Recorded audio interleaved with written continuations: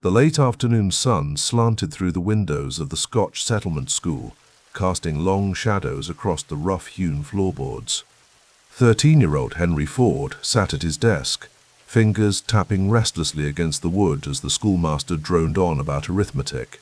Outside, beyond the glass panes smudged with the fingerprints of countless children before him, the Michigan countryside stretched toward the horizon, 90 acres of Ford farmland among it, waiting for his return and the endless chores that would follow.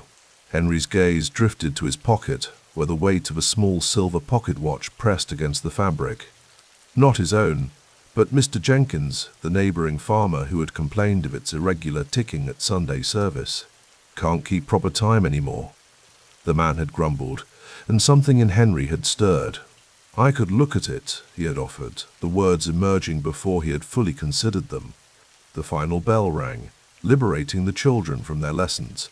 Henry gathered his slate and books, his mind already dismantling the watch in his imagination, cataloguing the tiny gears and springs that would soon reveal their secrets to him.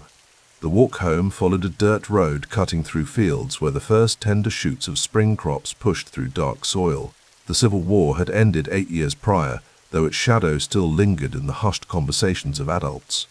Henry had been born during its bloodiest days in the summer of 1863, though Springwells Township, later to become Dearborn, had remained mercifully distant from the conflict that tore the nation apart.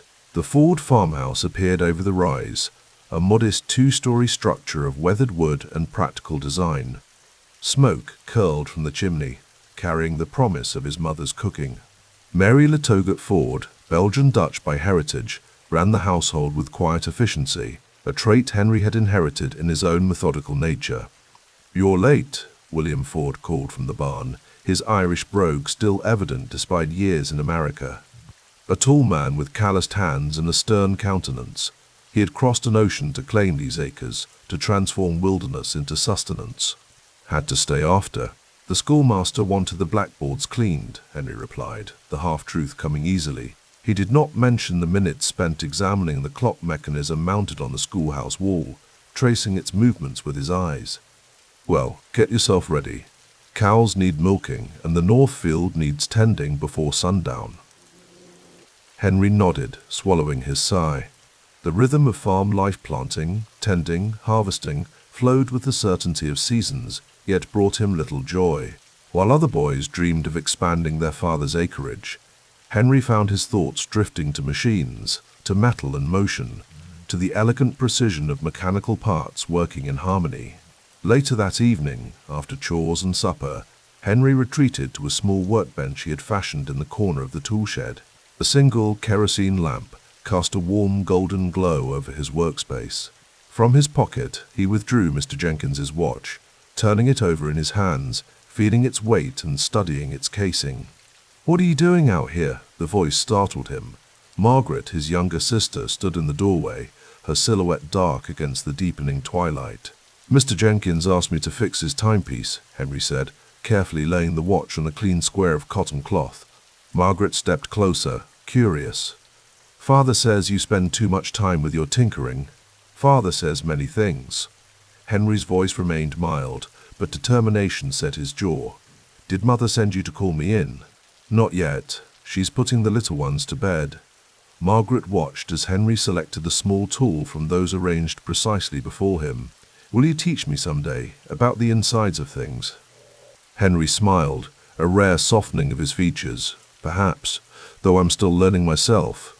With delicate precision, Henry began to open the watch casing. Inside lay a universe of tiny components, wheels, springs, and gears, each with purpose, each connected to the others in a dance of mechanical harmony. The floor revealed itself quickly to his discerning eye, a tiny speck of dust interrupting the escapement mechanism, the watch's beating heart. "See there?" he whispered to Margaret, who leaned in close. "Everything has its place and purpose. When one part fails, the whole cannot function correctly." "Like a family," Margaret observed. Henry considered this. Perhaps. Though machines are more predictable, they don't change their minds or question their purpose. With a small brush fashioned from a chicken feather, Henry gently cleared the obstruction, then oiled the mechanism with a drop from a small vial he kept specially for such work. Each component received his full attention, his fingers moving with a dexterity that belied his youth and the calluses earned from farm labor. "How did you learn this?" Margaret asked, voice hushed with wonder. "By looking, by thinking about how things must work together." Henry began reassembling the watch, each part returning to its rightful place. "The first watch I ever opened was Father's." He wasn't pleased. The memory surfaced clearly. William Ford's thunderous expression when he'd discovered his timepiece disassembled on Henry's workbench. The boy had been only 10 then, and the subsequent punishment had taught him discretion, if not deterrence. "Will Mr. Jenkins pay you?" Henry shrugged. "A few cents, perhaps. It's not about the money." Yet the coins he earned from labor's watches and broken clocks were carefully saved in a tin box beneath his bed. Not for candy or frivolities like the other children, but for some future purpose still taking shape in his mind. A purpose that grew clearer with each mechanism he repaired, each system he understood. The following Sunday, Mr. Jenkins pressed 2 shiny nickels into Henry's palm after church. "Keeps perfect time now," the man said, patting his vest pocket where the watch now sat. "You've got a gift, boy." Henry tucked the coins away, the praise more valuable than the payment. His father, overhearing, gave a non-committal grunt. William Ford valued practical skills, plowing straight rows, predicting weather, coaxing life from soil, but remained skeptical of his eldest son's fascination with timepieces and machinery. That skepticism cast a shadow between them, one that lengthened as Henry's 14th birthday approached. Their conversations grew increasingly terse, centered on chores completed or neglected, with the unspoken question hanging between them. Would Henry embrace the land as his inheritance, or would his restless mind lead him elsewhere? The summer of 1876 brought America's centennial celebration, newspapers full of descriptions of Philadelphia's Grand Exposition and its mechanical wonders. Henry devoured these accounts, imagining the coolest engine with its massive flywheel, the telephone demonstrated by Alexander Graham Bell, innovations pointing toward a future where machines extended human capability beyond anything his father's generation could imagine. But that same summer brought deeper shadows. Mary Ford's health, long fragile, declined rapidly as July's heat settled over Michigan. The farmhouse, usually alive with the activities of 8 children, grew unnaturally quiet. Conversations conducted in whispers, footsteps softened. Henry found his mother alone one evening, sitting by the window as sunset painted the western sky in flames of orange and crimson. Her fingers, once nimble with needle and thread, lay still in her lap. "Henry," she said, her voice thin but warm, "come sit with me." He perched awkwardly on the chair beside her, suddenly conscious of his growing height, the broadening of his shoulders that year. "I've been watching you," she continued. "The way you understand machines, it's a gift. Not like William's gift with the land, but valuable all the same." Henry looked down at his hands, a farmer's calluses forming, but the fingers still nimble enough for the delicate work he preferred. "Father doesn't see it that way." "Your father sees what he knows," Mary replied, her gaze drifting to the fields beyond the window. "The land has been good to us, provided for us. It's what he understands."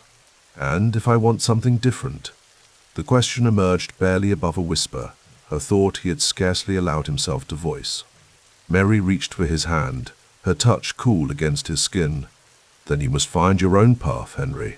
But remember that whatever you build, whatever you create, it should serve a purpose greater than yourself." These words lingered with Henry through the August days that followed, through the vigil at his mother's bedside, through the funeral that drew neighbors from miles around. They echoed in the silence of the farmhouse, now missing its center, its heart. William Ford retreated into his grief and the relentless demands of the farm. The older children assumed greater responsibilities. Henry found himself playing father to his younger siblings while his actual father worked the fields from dawn until dusk, as if physical exhaustion might numb the pain of loss. In September, when neighbor Jacob Wilson brought a broken pocket watch to the Ford farm, Henry welcomed the distraction. The timepiece was more complex than others he had repaired, with an intricate Swiss movement that presented new challenges. "I've been saving for this watch for 3 years," Wilson explained. "The jeweler in Detroit says it needs to be sent back to Switzerland for repair. Thought maybe you'd take a look before I give up on it." Henry turned the watch in his hands, feeling its weight, admiring the craftsmanship of its case. "I'll need to keep it for a few days." Wilson nodded. "Take your time. It's not keeping time anyway." He chuckled at his own joke, a sound that seemed out of place in the somber Ford household. That night, after chores and supper, Henry cleared his workbench and set out his tools with methodical precision. The barn was quiet, except for the occasional shifting of livestock and the distant call of a whippoorwill. He trimmed the kerosene lamp's wick for better light, then carefully opened the watch case. The mechanism revealed itself more intricate than any he had previously encountered, with jeweled bearings and a level of craftsmanship that spoke of generations of expertise. Henry studied it for long minutes before touching anything, tracing the flow of energy from the mainspring through the gear train to the escapement. The problem revealed itself as a hairspring that had become detached at one end. The repair would require steadier hands and better tools than he possessed, but Henry felt a familiar determination take hold. He fashioned a small clamp from scraps, improvised finer tools from sewing needles, and set to work by the strengthening light of dawn. 3 days later, Wilson returned to find Henry waiting for him, the watch cleaned, repaired, and keeping perfect time. "How much do I owe you?" Wilson asked, genuine amazement in his voice as he checked the timepiece against the grandfather clock in the Ford parlor. Henry named a sum that represented fair compensation for his time and ingenuity. 50 cents, a considerable amount in 1876. Wilson paid without hesitation, adding, "You've saved me a journey to Detroit, and dollars I can't spare. You should consider apprenticing with a watchmaker when you're older." The suggestion lingered in Henry's thoughts that fall as he turned 15 and reached the customary end of his formal education. The one-room Scotch settlement school had taught him reading, writing, and arithmetic practical knowledge for a farmer's son. But Henry's self-education continued through technical journals and repair manuals borrowed or purchased with his repair earnings. William Ford assumed his eldest son would now commit fully to farming, but conversations about Henry's future grew increasingly strained. The loss of Mary had left them without a mediator, without the gentle voice that had softened William's expectations and nurtured Henry's mechanical inclinations. "The land has supported this family for generations," William insisted one evening, after Henry had spent hours repairing a neighbor's clock rather than mending fences. "It will support you and your children after me." Henry stood at the window, looking out at the snow-covered fields, the barren trees etched against the December sky. "I respect the land, Father. I respect what you've built here." He chose his words carefully, aware of the grief still raw between them. "But I see a different future. Tinkering with watches. That's not a man's work, Henry.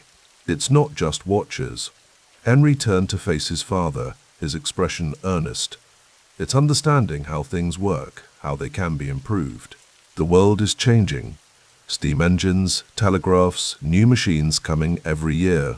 William's expression hardened, the lines around his mouth deepening.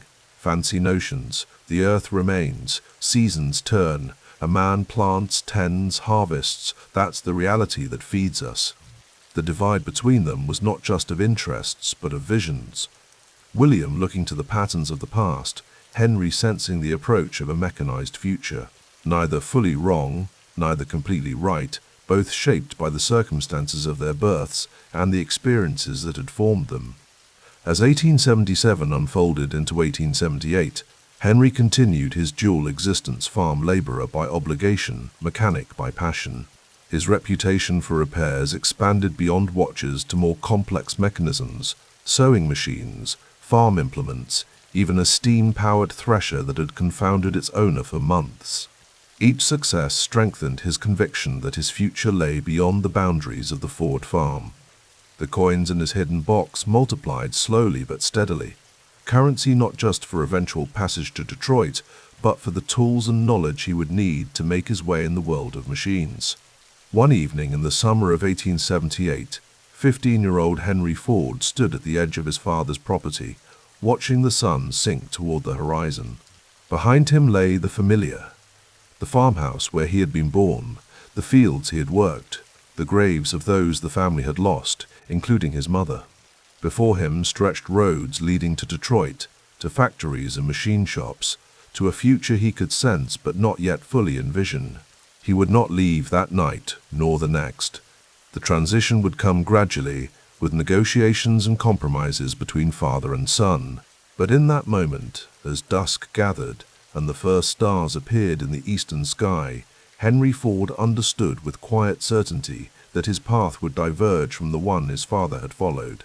The legacy he would build would not be measured in acres or harvests, but in an entirely different currency, one of innovation, mobility, and mechanical revolution. The pocket watch he carried ticked steadily against his chest, marking not just the passage of time, but the rhythmic certainty of his conviction.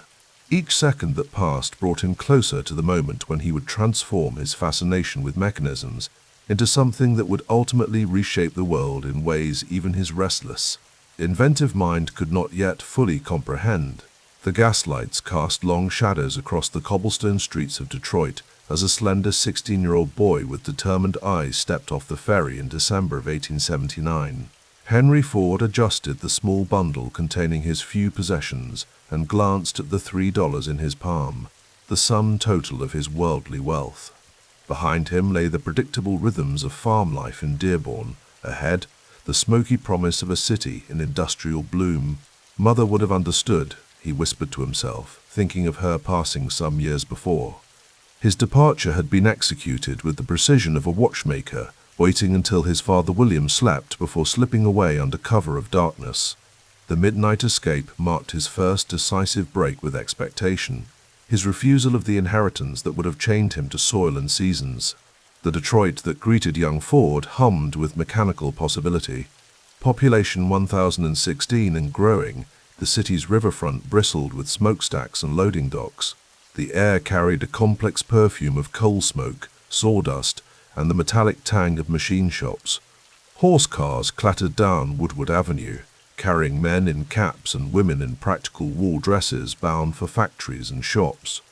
Henry found lodging at a boarding house frequented by other young men seeking their fortunes, $3.50 a week for a narrow bed and bland meals taken at a communal table. The mathematics of survival presented themselves immediately. His resources would vanish in days without income. "I hear Flower and Brothers are taking on apprentices," offered a fellow boarder, a gaunt man with oil-stained fingernails. "Machine shop on Jefferson. They make brass valves, fittings. Pay isn't much, but a fellow can learn." The next morning, Henry presented himself at the shop door before dawn. James Flower, a barrel-chested man with a walrus mustache, looked the farm boy up and down. "Ever work with machine tools, son?" "No, sir," Henry replied. "But I've fixed every broken thing on my father's farm, and I understand machines, how they think." Flower's eyebrow rose. "Machines don't think." "They do, sir," Henry insisted quietly. "Each one has its own nature. Respect it, and it'll give you honest work." Something in the boy's earnest confidence gave Flower pause. $2.50 a week, 12 hours a day. You'll sweep floors first, then graduate to helping the journeymen. They don't suffer fools or dreamers. Henry nodded, hiding his calculations. The wage wasn't enough to live on. "I can start tomorrow," he said. That evening, Henry walked the darkening streets, studying shop windows until he found what he sought. A jeweler's shop with a small sign, "Watch Repairs." Inside, he approached the proprietor, a hunched man with spectacles perched on his nose and a jeweler's loupe clutched in one hand. "Sir, I repair pocket watches. Been doing it since I was 12. I need evening work to supplement my machinist's apprenticeship." The jeweler looked skeptical. "You're hardly more than 12 now." Henry pulled out a small kit of precision tools from his pocket files, tiny screwdrivers, tweezers, handmade and lovingly maintained. "Test me," he said simply.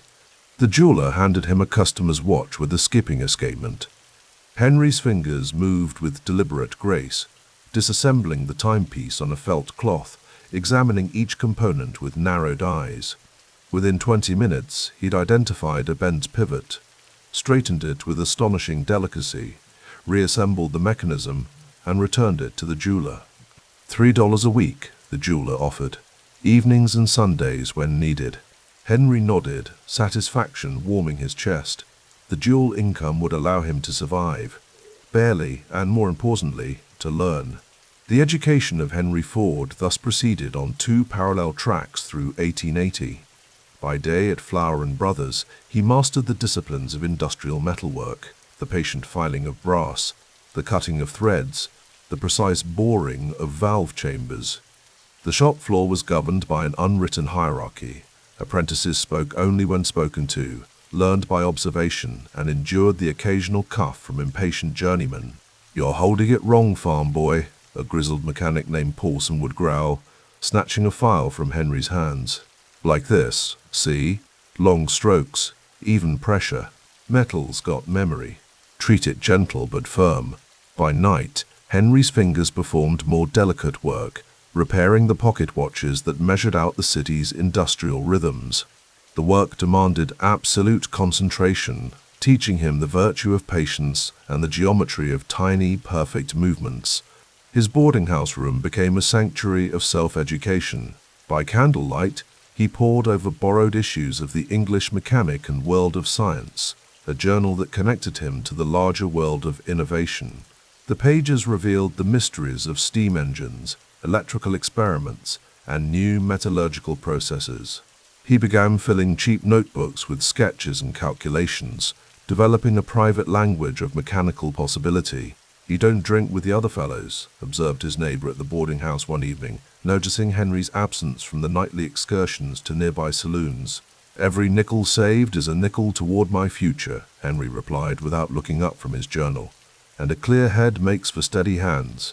The neighbor shrugged. "Suit yourself, Ford, but all work makes a dull man." Henry smiled faintly. "I don't find machines dull. Each one tells a story." The winter of 1880 gave way to spring, and Henry's reputation at Flower & Brothers grew slowly but steadily. He never arrived late, never complained about menial tasks, and absorbed techniques with unusual speed. James Flower himself began to notice the quiet apprentice. "That Ford boy," he remarked to his foreman. "There's something in how he watches, like he's memorizing everything." "He fixed Paulson's drill press yesterday," the foreman replied. "Found a misalignment nobody else spotted. Didn't make a fuss about it either." When June arrived with its humid embrace, Henry received word of an opportunity that kindled his ambition. The Detroit Dry Dock Company, which built and repaired the massive steamships that plied the Great Lakes, was seeking machinists. The work paid better and offered exposure to the largest mechanical systems in the region. "You've only been here 6 months, Flower frowned when Henry requested a reference. "Most apprentices stay years." "I'm grateful for what you've taught me," Henry replied, standing straight-backed before his employer. "But the dry docks work with marine engines. I need to understand power, how it's generated and transmitted." Flower studied the serious young man. "You've got plans beyond being a journeyman, haven't you?" "Yes, sir." "Well, I won't hold back a man with ambition. But remember this, it's not just about the machine. It's about the cost of running it, the cost of making it, the cost of fixing it when it breaks. That's what separates mechanics from manufacturers." The wisdom lodged in Henry's mind like a seed. Later that week, he walked into the cavernous sheds of Detroit Dry Dock, where massive marine engines and boilers dwarfed the men who built them. The foreman, a barrel-chested Norwegian with forearms like hams, looked dubiously at the slender youth before him. "You don't look strong enough for this work," he said bluntly. "Strength isn't just in muscles," Henry responded. "It's in knowing where to apply force." The foreman laughed. "Philosophical, are we? Well, let's see what you know. What's the principle behind steam engine valve timing?" Henry sketched rapidly on a scrap of paper, explaining the relationship between admission, expansion, exhaust, and compression. The foreman's expression shifted from skepticism to grudging respect. "Flower trained you well. We'll start you at $9 a week, but it's heavy work, don't expect any special treatment." The dry docks introduced Henry to a new scale of engineering. Here were engines that generated hundreds of horsepower, driving massive paddle wheels or propellers through complex gearing systems.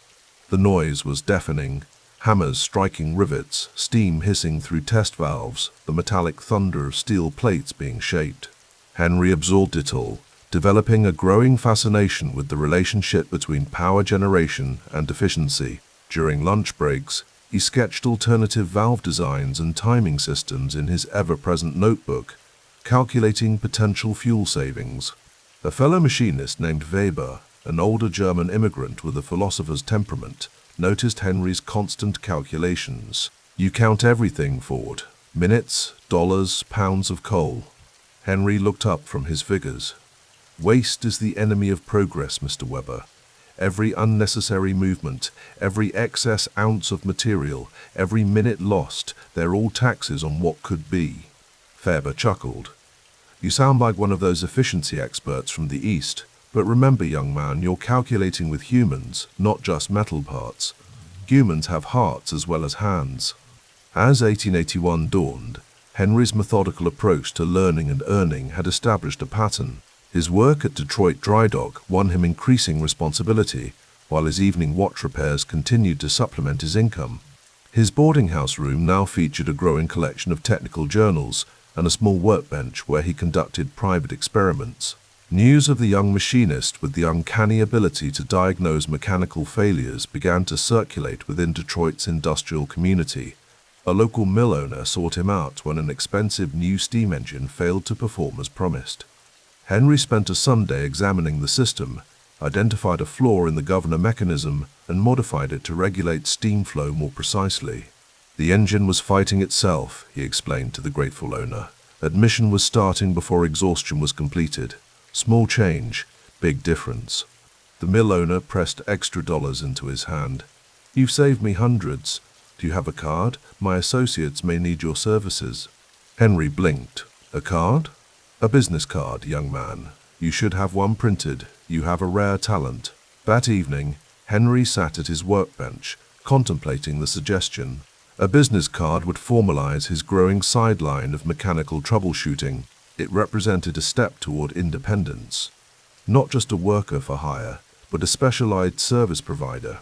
The next day, he visited a small print shop and ordered 50 cards. Henry Ford, Mechanical Solutions. The simple designation felt right, not claiming expertise beyond his years, but asserting his growing confidence in his abilities. As 1881 progressed into 1882, Henry's dual education continued. At the dry docks, he advanced to working on the most complex components of marine engines, the governors, the valve systems, the precision-fitted bearings that determined an engine's efficiency and reliability. His evenings divided between watch repairs and an increasing number of consulting calls from local businesses with mechanical problems. A pattern emerged in these consultations that would shape his future thinking. When called to examine a failing machine, Henry invariably looked beyond the immediate symptom to the underlying system. "The problem isn't the bearing," he explained to a frustrated factory owner whose production line kept breaking down. "It's that your drive shaft isn't properly aligned. The bearing is just where the stress shows itself." This systems thinking extended to his growing interest in cost accounting. Henry began keeping meticulous records of his time, materials, and earnings, tracking the relationship between effort and reward with scientific precision. He developed a personal efficiency system, organizing his tools and materials to minimize wasted movement. His boarding house neighbors found his habits peculiar but impressive. "Ford moves like a machine himself," one remarked. "Never seems to hurry, but never wastes a step either."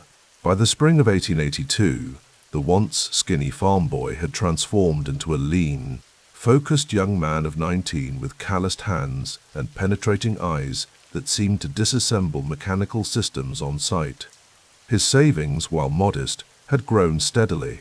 More importantly, his reputation within Detroit's mechanical community had solidified. One evening, as Henry returned to his boarding house after a long day at the dry docks, he found a letter waiting.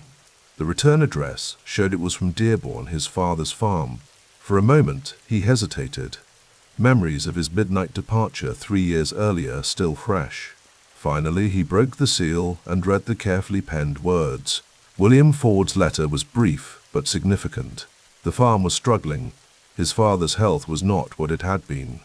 There was an acknowledgement, veiled but present, that perhaps Henry's path had merit after all. The letter ended with a simple invitation to Sunday dinner, not a demand for return, but an opening for reconciliation. Henry sat at his workbench long into the night, the letter before him, sketching absently in his notebook. The designs taking shape were not watches or marine engines, but something different, smaller, more compact, designed for mobility rather than stationary power. An engine light enough for a wagon, he murmured to himself. Not steam, too heavy, too complex, something new. The next morning, Henry walked to the Western Union office and sent a telegram to Dearborn, accepting the dinner invitation. He would go as the person he had become, not a prodigal son returning defeated, but a man who had apprenticed himself to the future and was beginning to glimpse its shape. As he walked back through Detroit's morning bustle, Henry calculated the hours remaining in his journey from apprentice to independence. The path ahead remained long, but each day brought him closer to the machine taking form in his imagination, an engine that would eventually power not just vehicles, but an industrial revolution of his own design. The light from Edison's DC dynamos flickered against the whitewashed brick walls of the power station, casting long shadows as Henry Ford made his rounds. His pocket watch, the one he'd dismantled and rebuilt a dozen times since boyhood, read 2:17 a.m. Outside, Detroit slept under a blanket of coal smoke and starlight, while inside, the steady thrum of the generators provided the heartbeat of a city slowly awakening to the modern age. "Pressure's holding steady tonight, Mr. Ford," called the night stoker, shoveling another load of coal into the hungry furnace. Henry nodded, making a careful notation in the operations ledger. At 30 years old, his methodical precision had already earned him a reputation at the Edison Illuminating Company. 5 years into his tenure, he'd risen from engineer to chief engineer, a position that paid him $125 a month, enough to maintain a modest duplex on Bagley Avenue with Clara, his wife of 5 years. "Keep it even, Johnson," he replied. "Mr. Edison's system requires consistency." The Edison name carried weight, even here in Detroit, hundreds of miles from the Wizard's New Jersey laboratory. Henry had never met Thomas Edison personally, but he studied the man's methods with religious devotion, how he approached problems systematically, how he valued practical solutions over theoretical elegance, how he wore down obstacles through sheer iterative persistence. After completing his inspection, Henry retreated to the small office adjacent to the main generator room. The night shift offered quiet hours to pursue his real passion. From his leather satchel, he removed carefully folded diagrams, his latest sketches of an internal combustion engine, modified from designs he'd studied in technical journals. Steam engines were yesterday's technology, efficient enough for stationary power plants like this one, but too bulky, too dangerous for what Henry envisioned. The future belonged to gasoline engines, compact, powerful, and perfect for a horseless carriage that ordinary people might someday afford. Dawn broke over the Detroit River as Henry walked home, his mind still churning with calculations. Clara would be awake already, preparing breakfast in their modest kitchen. Their routine rarely varied, simple meals, early to bed, early to rise. They shared a distaste for extravagance that bonded them as surely as their wedding vows. "You've been tinkering again," Clara observed, setting a plate of eggs before him. Not a question, but a statement of fact. She knew the look in his eyes, that distant gaze when his mind was still back at his workbench. "The ignition timing," Henry said between careful bites. "I've been considering how to make it more reliable. The German designs have merit, but they're over-engineered. Too many parts that can fail." Clara nodded, having learned the vocabulary of her husband's obsession over the years. Unlike most wives of her generation, she encouraged his mechanical dreams, seeing in them not folly but potential.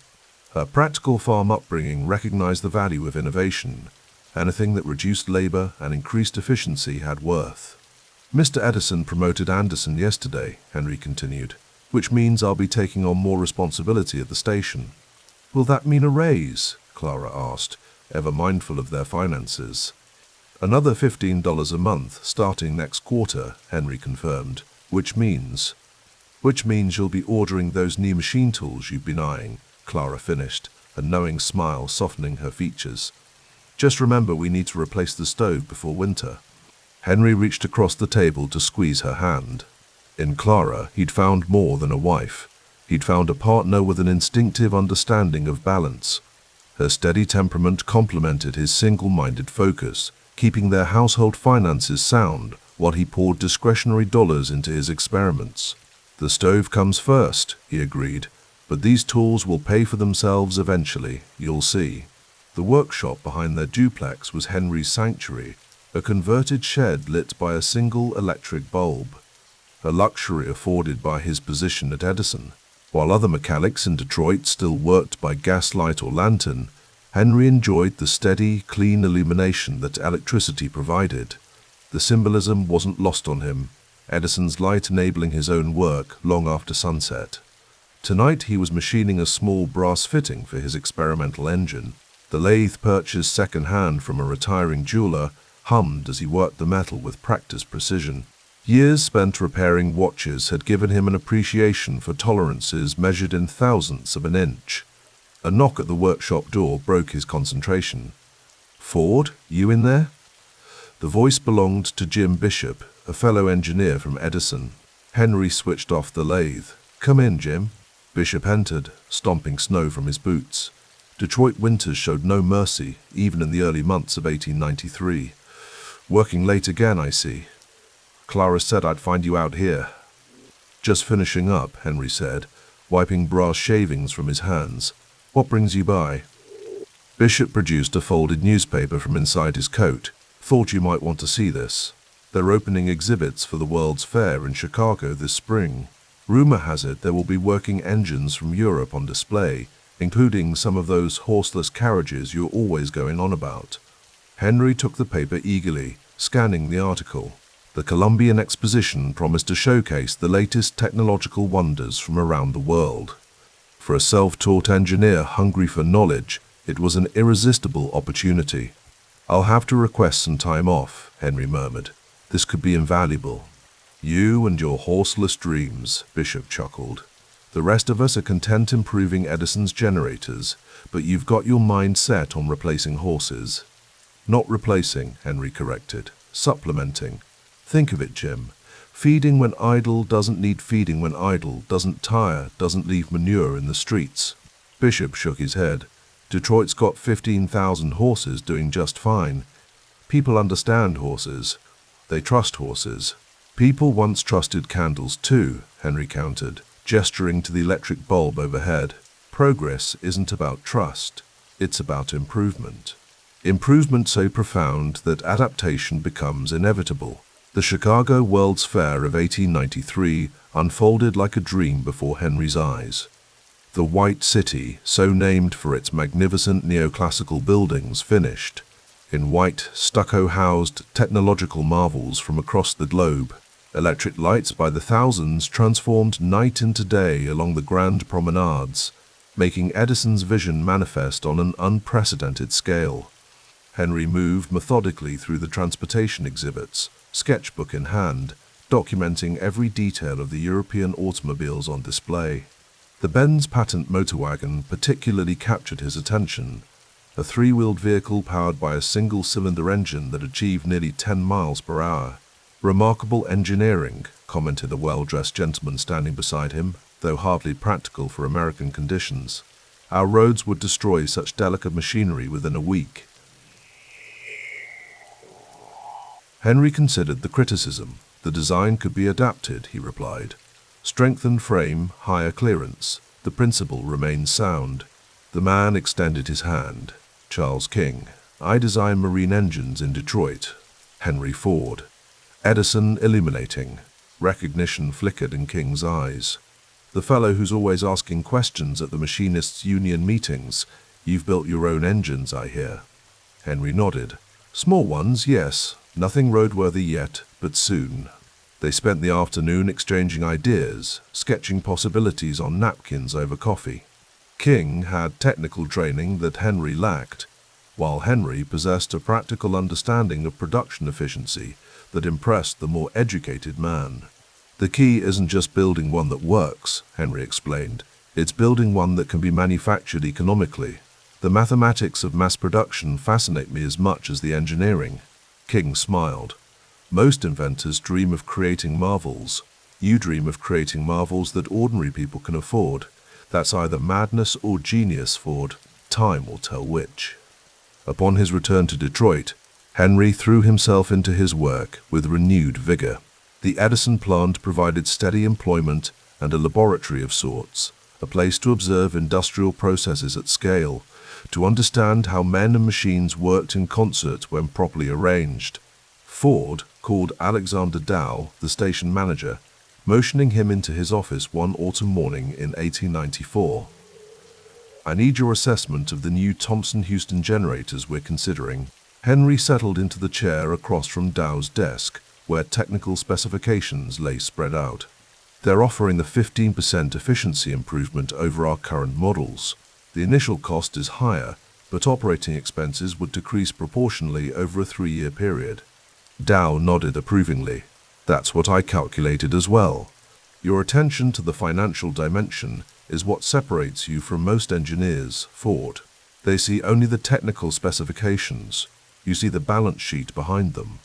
"My father taught me to count pennies before I learned to count revolutions," Henry replied with a small smile. "A machine's worth isn't measured by its novelty, but by its utility relative to its cost." "Speaking of novelty," Dow said, leaning back in his chair, "I understand you've been experimenting with gasoline engines in your spare time. There's talk you're building some sort of horseless carriage." Henry stiffened slightly. "My private projects don't interfere with my duties here." "Relax, Ford. I'm not concerned about that. Your work is exemplary." Dow paused, considering his words carefully. "In fact, I'm curious. This automobile concept, do you believe it has commercial potential?" "Absolutely," Henry replied without hesitation. "Not as a luxury for the rich, but as a practical tool for the average citizen. The horse and buggy has served well, but it has inherent limitations. An affordable motorized vehicle would revolutionize personal transportation." Dow studied him thoughtfully. "Bold vision. Risky, but bold. Edison would approve of your experimental approach, I think. He believes in learning through doing." "That's my methodology as well," Henry agreed. "Theory has its place, but there's no substitute for building, testing, failing, and rebuilding." Winter descended on Detroit with a vengeance in early 1895. The Detroit River froze solid enough for horse-drawn sleighs to cross to Canada, and the Edison plant worked overtime keeping the city's electric grid functioning through frequent storms. Henry had just finished a 12-hour shift when he found Clara waiting for him in the station's modest lobby, wrapped in her heaviest coat, snowflakes melting in her hair. "Clara, is something wrong?" he asked, concern creasing his brow. She shook her head, eyes bright with excitement. "Nothing's wrong, but I couldn't wait to tell you. I saw one today, right here in Detroit." "Or what?" "An automobile, on Lafayette Street. It was making the most terrible noise, and people were running alongside it. The driver, Mr. King, I believe, seemed to be having the time of his life." Henry felt a surge of conflicting emotions. Excitement that automobiles were finally appearing in Detroit, but dismay that Charles King had beaten him to the streets. "Was it running well?" he asked, professional curiosity overcoming his competitive disappointment. "It was moving faster than a trotting horse," Clara reported, though it did backfire once or twice. A crowd gathered to watch it pass. Some people looked frightened, others fascinated. Henry nodded slowly, absorbing the information. King had mentioned his automotive experiments during their conversations in Chicago, but Henry hadn't realized how close the man was to a working prototype. "This changes things," he said quietly. "If King can build one that functions on Detroit streets, then the concept is proven viable here. No more theoretical arguments about European conditions versus American." Clara studied her husband's face, reading the determination there. "You're going to accelerate your timeline, aren't you?" "I've been too cautious," Henry admitted. "Too focused on perfection before implementation. Edison would never approve of such hesitation. Genius is 1% inspiration, 99% perspiration, that's what he says." "And you've been perspiring plenty," Clara observed with a gentle smile. "Your workshop never gets cold, even on the bitterest nights." They walked home through the snowy streets, arm in arm, their breath forming clouds in the frigid air.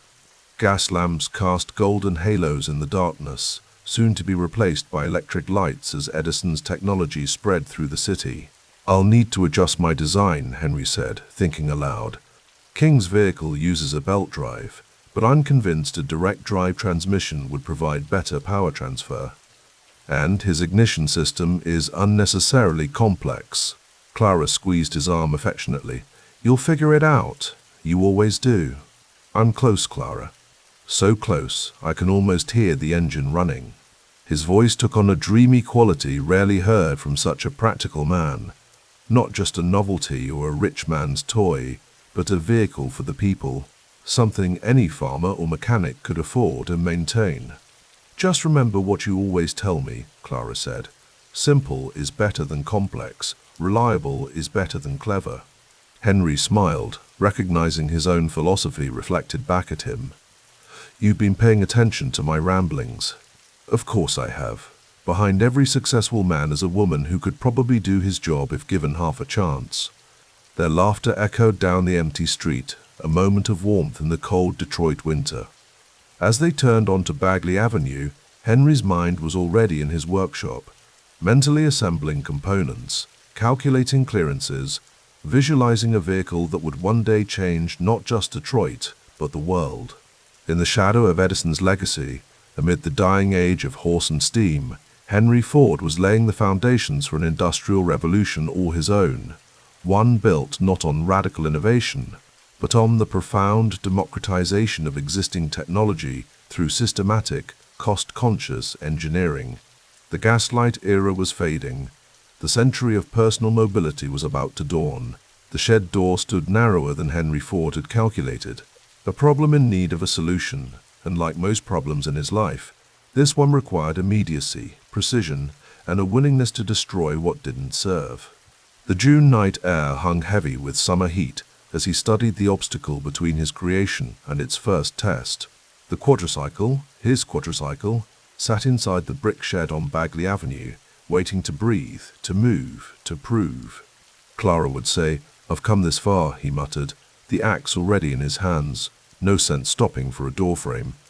Detroit slept around him, a city of 2,085 souls, most unaware that at 2 o'clock in the morning on June 4th, 1896, Henry Ford was about to make history by taking an axe to his rented shed. Each strike echoed in the darkness, splinters flying as he methodically widened the passage. Behind him, the quadricycle waited, 4 bicycle wheels, a 2-cylinder engine, a simple tiller instead of a steering wheel. No roof, no windshield, just the essence of the thing. When the opening was sufficient, Ford wiped his brow and nodded to his assistant, Jim Bishop. Together they rolled the machine out onto the cobblestones, its metal frame catching the dim glow of a distant street lamp. Ford's heart raced with a familiar tension, the moment when theory met practice, when design faced reality. "Hold the light steady," Ford instructed as he made final adjustments, fingers working with the same precision that had once repaired watches for extra pennies. The machine was absurdly simple to modern eyes, a horseless carriage stripped to its most essential elements. But to Ford, it represented 3 years of night work, of stolen hours between shifts at Edison Illuminating Company, of Clara's patient support, as he transformed their home into a workshop of drawings and metal parts. Bishop struck a match, lit the headlamp, and stepped back. Ford engaged the transmission, and the engine sputtered to life with a sound that would eventually change the world, but that night merely caused a dog to bark several doors down. The quadricycle lurched forward, its top speed a modest 20 miles per hour, though Ford kept it much slower as he navigated the empty streets. Detroit at night in 1896 was a different city. Brick and cobblestone downtown, dirt and mud elsewhere. No traffic laws governed his path. No stop signs marked intersections. Coal smoke lingered in the air even at this hour, mixing with the scent of the river and the ever-present odor of horse manure that the quadricycle was designed to make obsolete. Ford guided his machine through a city built for horses but destined for engines. The test drive proved the concept sound. The quadricycle ran for about 2 miles before Ford turned back toward Bagley Avenue, his mind already racing ahead to refinements, improvements, possibilities. A few night watchmen and late revelers from saloons stared as he passed, witnessing without comprehending the beginning of a revolution. The next morning, word spread quickly. Neighbors gathered, pointed, questioned. The local papers ran small notices about the horseless carriage, built by the Edison Company's chief engineer. But interest did not translate to investment or sales. Ford returned to his day job, the quadricycle becoming a curiosity rather than commerce. 2 months later, Ford found himself in Manhattan, attending an annual convention of Edison Company employees. The air in the banquet hall was thick with cigar smoke and the voices of men who controlled America's growing electrical infrastructure. Ford had come partly for the professional obligation, but mostly for a chance to speak with Thomas Edison himself about his automotive experiments. Edison sat at a table surrounded by admirers, his iconic profile unmistakable even from across the room. Ford approached with uncharacteristic hesitation, clutching drawings of his quadricycle. Though chief engineer at the Detroit operation, he was still just one of many employees in Edison's vast enterprise. When Ford was finally introduced, he spread his technical drawings on the table before the famous inventor. Edison studied them with the intensity that had produced the light bulb, the phonograph, and the motion picture camera. "Mr. Edison, I've been experimenting with gasoline engines for transportation," Ford explained, pointing to the specifications. Edison's eyes narrowed behind his glasses as he examined the plans with a watchmaker's attention to detail. He asked pointed technical questions, and Ford answered each one with growing confidence. Then Edison brought his fist down on the table with surprising force, rattling the glasses. "Young man, that's the thing," Edison declared. "You have it. Keep at it." The words hit Ford with physical force. Here was Edison himself, the Wizard of Menlo Park, the world's greatest inventor, endorsing his vision. Not merely endorsing, but commanding him to continue. "I will, sir," Ford replied, his usual reserve cracking into a rare smile. The psychological effect was profound. Ford had received validation not from the market, not from investors, but from the era's patron saint of practical invention. Edison's blessing was worth more than capital. It was permission to pursue the seemingly impossible. Ford returned to Detroit with renewed determination, though his path would prove neither straight nor simple. "Gentlemen, what I propose is a vehicle for the common man, not a jeweled carriage for the wealthy." The words echoed off the polished wood paneling of the boardroom at the Detroit Automobile Company in early 1900. Ford stood before the investors who had backed his first commercial venture, men who had seen the potential in his designs, but not necessarily in his vision. William H. Murphy, the primary financial backer, leaned forward.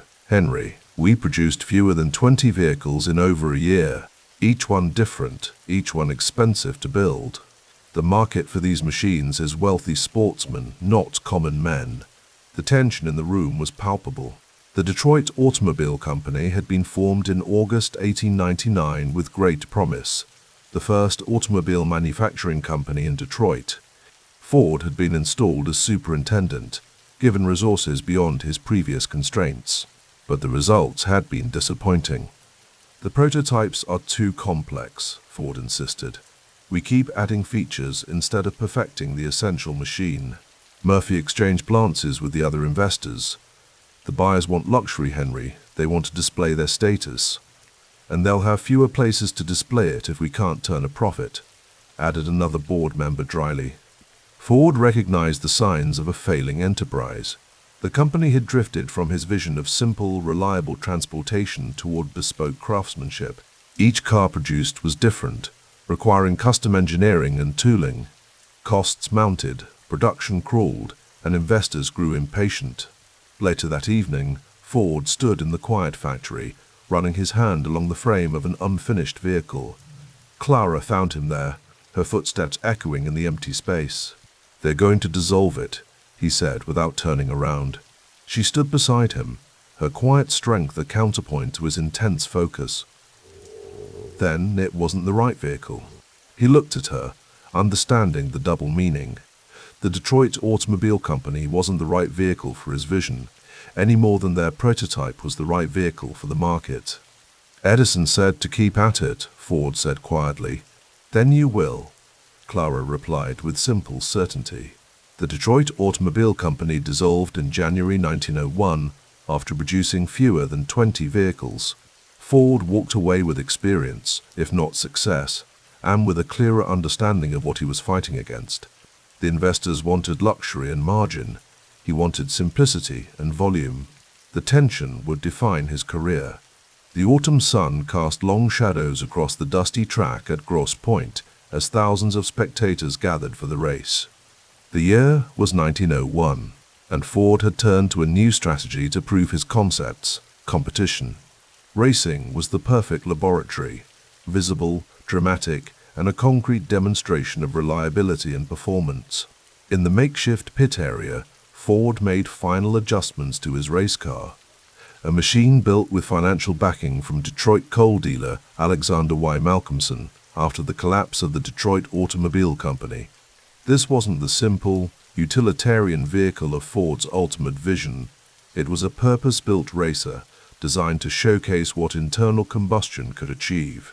The primary competition was Alexander Winton, already famous for his racing exploits and his successful automobile manufacturing business in Cleveland. Winton arrived with confidence bordering on arrogance, his car proven and powerful. "Mr. Ford," Winton said with a nod as they crossed paths before the race. "Mr. Winton," Ford replied, matching the formal tone. "I understand this is your first race," Winton added with the slightest edge. "It is," Ford acknowledged, "though not my first engine." Winton offered a thin smile. "Racing and manufacturing are different animals entirely, as are speed and reliability," Ford countered. The crowd of 8,000 spectators created a wall of noise as the racers took their positions. For many in attendance, this was their first glimpse of automobiles at speed, a spectacle both thrilling and somewhat terrifying. The flagman raised his arm, and the race began. Winton took an early lead, his experienced hand guiding his machine with practiced precision. Ford, with his mechanic Spider Huff beside him, pursued with methodical determination. The dust kicked up by the vehicles created a haze over the track, and the smell of gasoline and oil filled the air. Then, halfway through the race, Winton's car began to sputter. Mechanical trouble. Ford maintained his steady pace, neither accelerating recklessly nor allowing excitement to compromise his judgment. He passed Winton's struggling machine and crossed the finish line victorious. The crowd erupted. Local papers the next day would lionize Ford, the mechanic genius who had defeated the established champion. The race did exactly what Ford had intended. It demonstrated the reliability of his design and created public interest that translated to investor attention. Racing became a cornerstone of Ford's strategy. It wasn't merely sport, it was public relations, proof of concept, and investor bait all combined. In an era without crash tests, consumer reports, or regulatory standards, racing success was the most visible certification a manufacturer could achieve. The Henry Ford Company should have been the answer, a second chance with adequate capitalization. Formed in November 1901 after Ford's racing success attracted new investors. But by March 1902, it had become clear that Ford and his financial backers had fundamentally different visions. "The board feels we need more experienced management," William Murphy explained, his tone careful as they sat in the same boardroom where the Detroit Automobile Company had unraveled. "We're bringing in Henry Leland as a consulting engineer." Ford's expression remained impassive, but his eyes hardened. Leland was a respected machinist and engineer, but his approach was anathema to Ford's vision. "Leland builds precision engines for high-end applications," he said. "That's not what I'm trying to create." The board believes his expertise. "The board wants luxury cars," Ford interrupted. "Unusual for a man typically economical with words. I want transportation for the masses." This isn't a technical disagreement. It's a fundamental difference in objectives. The impasse was unbridgeable. Ford left the Henry Ford Company in March 1902, walking away with a settlement of $900 and leaving his name on a company he no longer controlled. Under Leland's direction, the firm would be reorganized as the Cadillac Automobile Company, producing precisely the kind of high-end vehicles Ford had resisted. It was his second failure in the automobile business, at least as the financial world measured success. But Ford was recalibrating his definition of failure and learning with each iteration. That evening, he sat at his kitchen table, sketching new designs while Clara prepared dinner.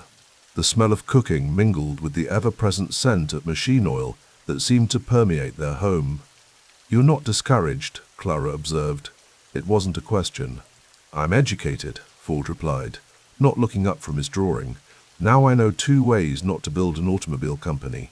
Clara placed a plate beside his sketches. "And how many more lessons do you think you'll need?" Ford finally looked up, a rare smile softening his features. "As many as it takes." "And the investors? Will there be others willing to back you after 2 false starts?" Ford's smile faded into something more determined. "I don't need many investors. I need the right ones. Ones who understand that the future isn't in building jeweled carriages for the rich, but in creating transportation for ordinary people." This was the lesson crystallizing from his failures. Control was essential to vision. Financial backers inevitably pushed toward luxury, complexity, and higher margins per vehicle. Ford's instinct pulled in the opposite direction, toward simplicity, reliability, and volume production that would make automobiles accessible to the working class. "Failure is simply the opportunity to begin again, this time more intelligently," he said, putting into words a philosophy that would later be attributed to him in countless motivational contexts. Clara nodded, understanding that her husband's setbacks had only focused his determination. "Then begin again, you shall." The spring of 1902 found Ford working from a rented workshop on Park Place in Detroit, his formal ties with automobile manufacturing temporarily severed, but his vision intact. He had connected with a new potential backer, Alexander Malcolmson, a successful coal dealer with both capital and a willingness to trust Ford's direction. Ford moved through the workshop, where a new prototype was taking shape. This one incorporated the lessons of the quadricycle, the racing successes, and the failures of the previous companies. Simpler, more robust, designed not just to run, but to be manufactured efficiently. "You're certain this is the right approach?" Malcolmson asked, watching Ford work. Unlike previous investors, Malcolmson asked the question with genuine curiosity rather than skepticism. "I am," Ford replied, wiping his hands on a rag. "The problem isn't designing an automobile. The problem is designing an automobile that can be built simply, operated easily, and repaired by ordinary people." "And that's what the market wants?" Ford's expression turned thoughtful. "The market doesn't know what it wants until you show it. Right now, automobiles are playthings for the wealthy, status symbols and curiosities. But they could be tools, like a good plow or a reliable stove." Malcolmson nodded slowly. "Tools for ordinary people." "Exactly. But to make that happen, we need to control the process. No more boards pushing us toward luxury. No more investors demanding immediate returns at the expense of the larger vision." This was the lesson Ford had internalized from his failures. Financial control was prerequisite to design control.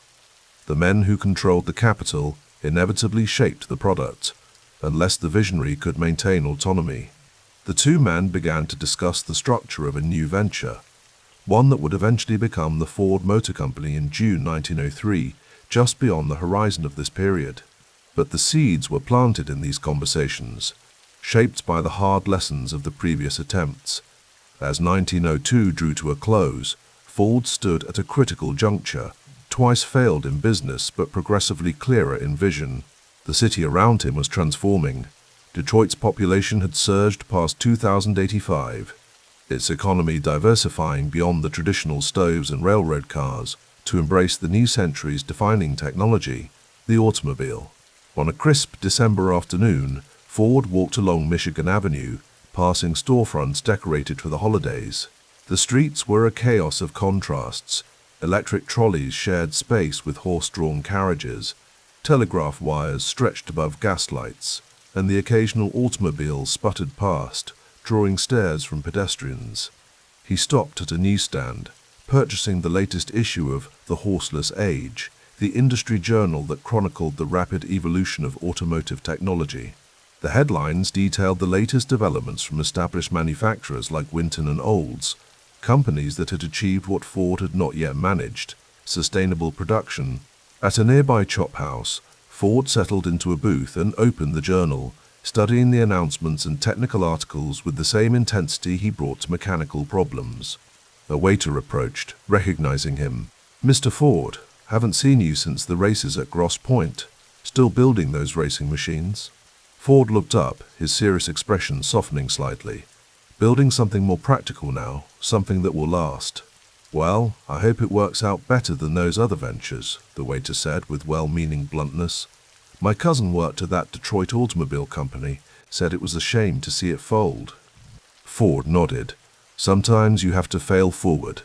The phrase wasn't yet the aphorism it would become in later years, but it captured his evolving relationship with setback. Each failure had refined his vision and strategy. The Detroit Automobile Company had taught him the perils of complexity. The Henry Ford Company had shown the importance of maintaining control. Racing had demonstrated the power of public validation.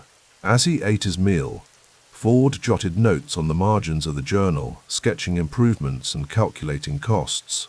His mind constantly balanced the mechanical with the financial, the ideal with the practical. This was the essence of his genius, not pure invention, but the relentless refinement of existing technologies toward greater simplicity and accessibility. Outside, snow began to fall, transforming Detroit's industrial landscape into something softer, quieter. Ford watched through the window, thinking of the coming year and the new company he would form. The failures behind him were merely data points, not destinations. Edison had told him to keep at it, and keep at it he would. In the gathering dusk, as gaslight and electric bulbs created pools of illumination along Michigan Avenue, Ford gathered his notes and stepped back onto the street. The city hummed with the energy of the new century. Telegraphs clicking, telephones ringing, trolleys clanging, and beneath it all, the subtle but growing sound of internal combustion engines, still a curiosity, but destined to become the heartbeat of American life. Ford walked home through the snow, each step carrying him away from failure and toward the future, his mind already assembling the pieces of what would become his greatest achievement. The lessons of the quadricycle, the Detroit Automobile Company, the Henry Ford Company, and the racing successes were combining into a clearer vision, not just of an automobile, but of a system for producing automobiles that would transform not only transportation, but the very nature of industrial production itself. The snow continued to fall, covering the tracks of horses and early automobiles alike, as if nature itself were offering Ford a clean page on which to write the next chapter of his story. The gaslight flickered against rain-streaked windows as Henry Ford watched Alexander Malcolmson sign the final document with a flourish. June 1903. Detroit's summer air hung heavy with coal smoke and possibility. The handshake that followed was firm, businesslike, the kind that sealed destinies. "I believe in your machine, Henry," Malcolmson said, his coal dealer's hands still bearing traces of dark dust despite his recent pivot to automobile investment. "Simple, reliable, cheap. That's what people want." Ford nodded, his eyes revealing little. At 40 years old, his weathered face carried the quiet determination of a man who'd already failed twice at automobile ventures, but refused to accept defeat as permanent. The previous night, he'd stood alone in the rented Mack Avenue factory, a modest brick building stretching 250 feet with floors that creaked underfoot, and promised himself this time would be different. "We'll need more than belief," Ford replied, his voice soft but certain. "We'll need speed and discipline." 2 weeks later, the Ford Motor Company existed on paper. 12 investors and approximately $28,000 in capital, with Henry holding a 25.5% stake, not controlling interest, but enough to steer the ship if the winds favored him. James Couzens arrived each morning before anyone else, his ledger discipline transforming chaos into order. A former coal yard manager from Malcolmson's business, Couzens possessed what Henry recognized as essential, an almost religious devotion to cash flow management and inventory control. "How many orders confirmed?" Ford asked one July morning, the factory already warm despite the early hour. Cousins looked up from his meticulous books. 17, but we need to deliver on schedule or the deposits walk. Ford nodded, turning his gaze to the dozen men working on the floor. They moved with purpose, assembling rather than manufacturing, the critical decision that would allow them to scale quickly. Purchased engines from the Dodge brothers, frames from another supplier, wheels from yet another. The parts arrived by wagon, then departed as automobiles. Charles Sorensen, whom Ford had hired for his production insight, approached with blueprints in hand. "We could save 4 minutes per unit if we reorganize the assembly sequence," he said, laying the papers across a workbench. His fingers traced the new pathway, a dance of efficiency. Ford studied the diagram, then looked to the factory floor. "Do it, and find more savings tomorrow." By autumn, the Model A began rolling out in earnest, not to be confused with his earlier prototype, but a completely new design. A 2-cylinder engine, 8 horsepower, capable of reaching 20 miles per hour on good roads. The price, $850. Expensive by working-class standards, but far below the several $1,000s commanded by luxury manufacturers. Boss of the road, the advertisements declared in local papers. Reliable, rugged, within reach. The first 18 months revealed what Ford had suspected. America wanted mobility at a price it could afford. Sales reached 1,708 units, generating approximately $98,000 in profit. The business formula Ford had failed to execute twice before was finally working. Evenings, after the gas lamps dimmed and workers departed, Ford often lingered alone in the factory. The machines slept, but his mind raced with improvements, standardization, interchangeable parts, processes that flowed like water rather than stuttered like machinery. He ran his hand along the partially assembled frame, feeling for imperfections. Building an empire? The voice belonged to William Knudsen, the manufacturing specialist who joined the team, arriving after hours with the same restlessness that afflicted Ford. "Building a system," Ford replied. "Anyone can make one good car. The trick is making 10,000 identical good cars." Knudsen nodded. "The Europeans don't think that way. They're still building coaches without horses." "Let them," Ford said, a rare smile crossing his face. "We'll build for people who work with their hands but dream with their hearts." By 1905, the company had outgrown Mack Avenue. The new Piquette Avenue plant tripled their space, 3 stories of brick and large windows that bathed the production floor in natural light. Ford would pace the floor daily, pocket watch in hand, timing operations with silent intensity.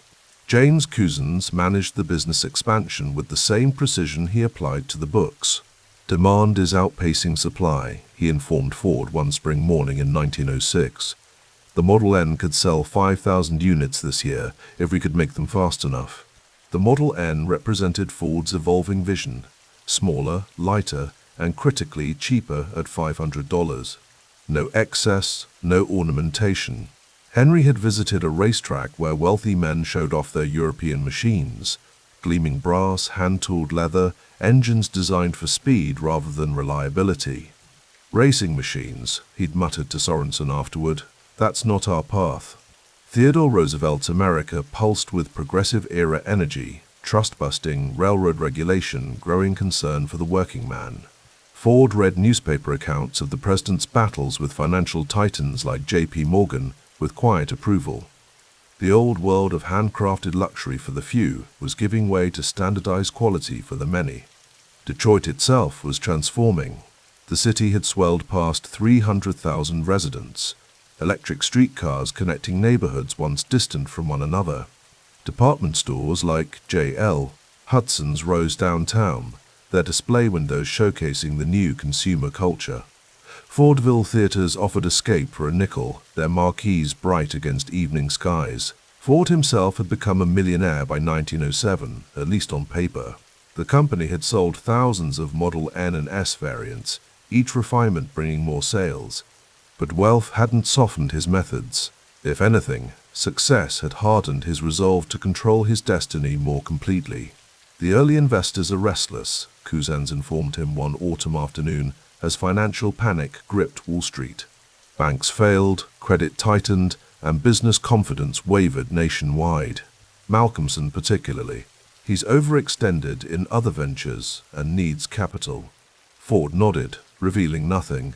He had learned to tolerate partners only when cash-strapped. Now, with success flowing, the desire to consolidate control grew stronger. What does he want? To sell his shares. Several others might follow. At what price? Cousins named a figure that would strain the company's finances but not break them. Ford calculated silently, then nodded once. Arrange it. Quietly. The financial panic of 1907 had made investors nervous, creating the opportunity Ford had waited for. One by one, early backers were approached, offered fair value for their shares, and eased toward the exit. Ford and his family steadily increased their ownership stake. On the factory floor, a different kind of consolidation occurred.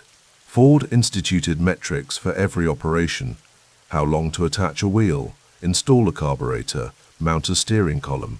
Stopwatches appeared in the hands of floor managers. Standards were established, then tightened. "You're turning men into machines," one foreman complained after Ford ordered the third reorganization of the assembly area in 6 months. "No," Ford replied, "I'm freeing their minds from waste. A man who doesn't waste movement has energy left to think." The newspapers had begun crafting the narrative that would follow Ford for decades. The folk industrialist, the farmer's son who understood machines and men. When reporters visited, Ford would appear in plain clothes, speak simply about making cars for regular people, and demonstrate a technical knowledge that impressed even engineers. "Mr. Ford, do you worry about competition from higher-priced automobiles?" a young journalist from the Detroit Free Press asked during a rare interview. Ford gestured toward the factory floor where Model N frames moved in orderly progression. "I worry about making tomorrow's car better than yesterday's, nothing else." What he didn't share was his growing vision. The models N through S had proven his concept, but they were stepping stones. In the quiet of his office, Ford sketched a new design, simpler yet more refined than anything they'd built. A car so fundamental, so perfectly adapted to American roads and American pocketbooks that it would render all others obsolete. As 1907 drew to a close, Henry Ford had achieved what few believed possible. From a rented factory and modest capital, he had built a company valued in the millions. He had established process over product as the key to manufacturing success. He had begun to consolidate control that would eventually become absolute.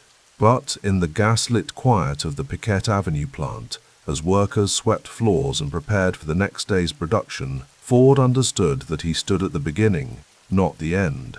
The automobile was still largely a curiosity, owned by fewer than one American in 1,000. The true revolution, mass mobility for the masses, remained ahead. Charles Sorensen found him there one evening, studying the latest production figures. "You should go home, Mr. Ford. Tomorrow will bring its own challenges." Ford looked up, his expression unreadable in the shadow cast by the single electric bulb overhead. "Tomorrow already lives in today's decisions, Charles. I'm just making sure we're deciding correctly." Outside, Detroit's early winter snow began to fall, covering trolley tracks and cobblestones alike. The city slept, unaware that within this brick building, a man was quietly planning to change not just transportation, but the very rhythm of American life itself. The fall rain fell in sheets over Highland Park, drumming against the glass and concrete expanse of Ford's newest temple to industry. Inside, where the air hung heavy with machine oil and the acrid scent of Japan black enamel, Henry Ford moved deliberately between stations, watching men perform their singular tasks along the experimental line. His piercing blue eyes missed nothing. 93 minutes, he said quietly to Charles Sorensen, who stood beside him with a stopwatch, from 12.5 hours down to 93 minutes. "And we'll get it lower still, Mr. Ford," Sorensen replied, his voice barely audible above the mechanical symphony, "once the men learn their stations better." Henry nodded, satisfaction settling in his thin features. The moving assembly line, his moving assembly line, was proving his theory correct. A man didn't need to build an entire automobile. He needed to perfect one small movement, repeated endlessly. The car would come to him, "This is only the beginning," Henry said. "The beginning of everything." It was October 1913, nearly 5 years to the day since the Model T had first rolled out of Piquette Avenue. 5 years that had transformed not just Ford Motor Company, but America itself. The journey to this moment had begun on a crisp autumn day in 1908, when Henry unveiled his car for the great multitude. The Model T stood unpretentiously in the Piquette Avenue plant, a sturdy black machine resting on its high wheels. $850, James Couzens had worried aloud that day, reviewing the pricing sheets. "That's aggressive, Henry. Packard and the others are selling for 3 times that." "Packard isn't building a car for the farmer or the worker," Henry had replied. "They're building for the banker and the doctor." His voice carried the flat certainty that both inspired and infuriated those around him. At 45, Henry Ford possessed a farmer's lean frame and a mechanic's calloused hands, but his eyes betrayed a visionary's absolute conviction. "This car," he continued, running his hand along the Model T's simple fender, "will bring the automobile to the common man, and the price will go lower, not higher." Couzens had frowned. "How?" "Volume," Henry answered simply, "and a philosophy. We'll build one model only, and we'll perfect it. No annual changes, no fancy trim, just honest transportation at the lowest possible cost." That philosophy, radical in an industry still catering to the wealthy with hand-built machines, would reshape American manufacturing. Within months, orders overwhelmed the Piquette plant's capacity. Henry had anticipated this. Plans were already drawn for Highland Park, a vast modern factory on Detroit's northern edge. By 1910, the new Highland Park plant rose like a fortress of glass and concrete along Woodward Avenue. Unlike the brick factories of the previous century with their dark interiors, Highland Park featured walls of windows, flooding the workspace with natural light. Henry had insisted on this. Efficiency required visibility. "Light costs nothing," he told architect Albert Kahn during construction. "A man works better when he can see what he's doing." The plant embodied Ford's growing commitment to vertical integration. Where other automakers assembled parts made elsewhere, Henry increasingly brought production in-house.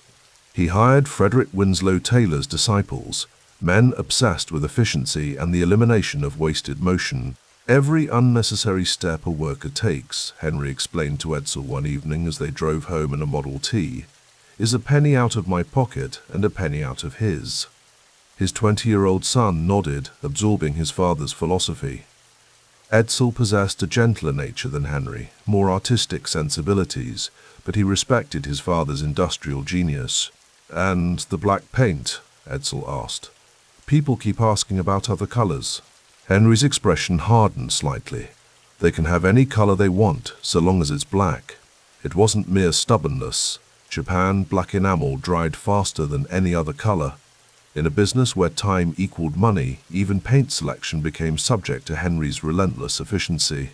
By 1911, with the nation's economy steadily recovering from the panic of 1907, Model T sales surpassed 40,000 vehicles annually, more than all Ford models combined had sold in previous years. The price had already dropped to $780, and Henry promised further reductions. "Sorensen," Henry said one afternoon, walking the factory floor as he always did, "we're still taking too long to build each car." Sorensen, a Danish-American with an engineer's mind, nodded in agreement. "The men move too much between tasks. We lose time."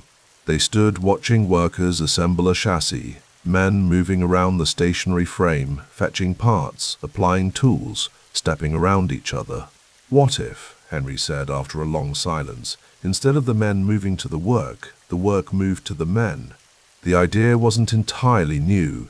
Chicago meatpackers used moving lines to disassemble carcasses, but no one had applied the concept to building something as complex as an automobile. The experiments began in earnest, first with subassemblies, then with entire chassis. On a spring evening in 1912, as ragtime drifted from a phonograph in a nearby worker's apartment, Henry sat in his modest office at Highland Park. On his desk lay reports showing production approaching 80,000 cars annually. The price had dropped again, now to $690. A knock interrupted his thoughts. James Cousins entered, carrying financial statements. "We've opened the 300th dealership," Cousins said, placing the papers before Henry. "By next year, we'll have 1,000. Henry nodded, studying the map showing Ford's growing distribution network. Unlike competitors who sold primarily in cities, Ford dealerships dotted small towns across America. Each dealer stocked parts and repair manuals, creating an ecosystem around the Model T. "A car is only valuable if it can be serviced," Henry said. "That's why we're making them simple enough that a farmer can fix them with basic tools."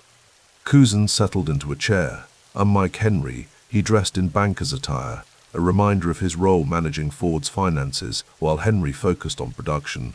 "The experiments with the assembly line are promising," Cousins said, "but the workers will adapt," Henry interrupted. "They always do." What neither man said was that turnover at Highland Park had reached alarming levels. The monotony of the increasingly specialized tasks drove men to quit after weeks or even days. Henry saw this not as a problem with the system, but with the men themselves. Efficiency demanded sacrifice. By early 1930, as Woodrow Wilson took the presidential oath in Washington, Highland Park hummed with unprecedented activity. The workforce swelled past 10,000 immigrants from Poland, Italy, the Balkans, speaking a dozen languages, lured by Ford's wages of $2.34 per day.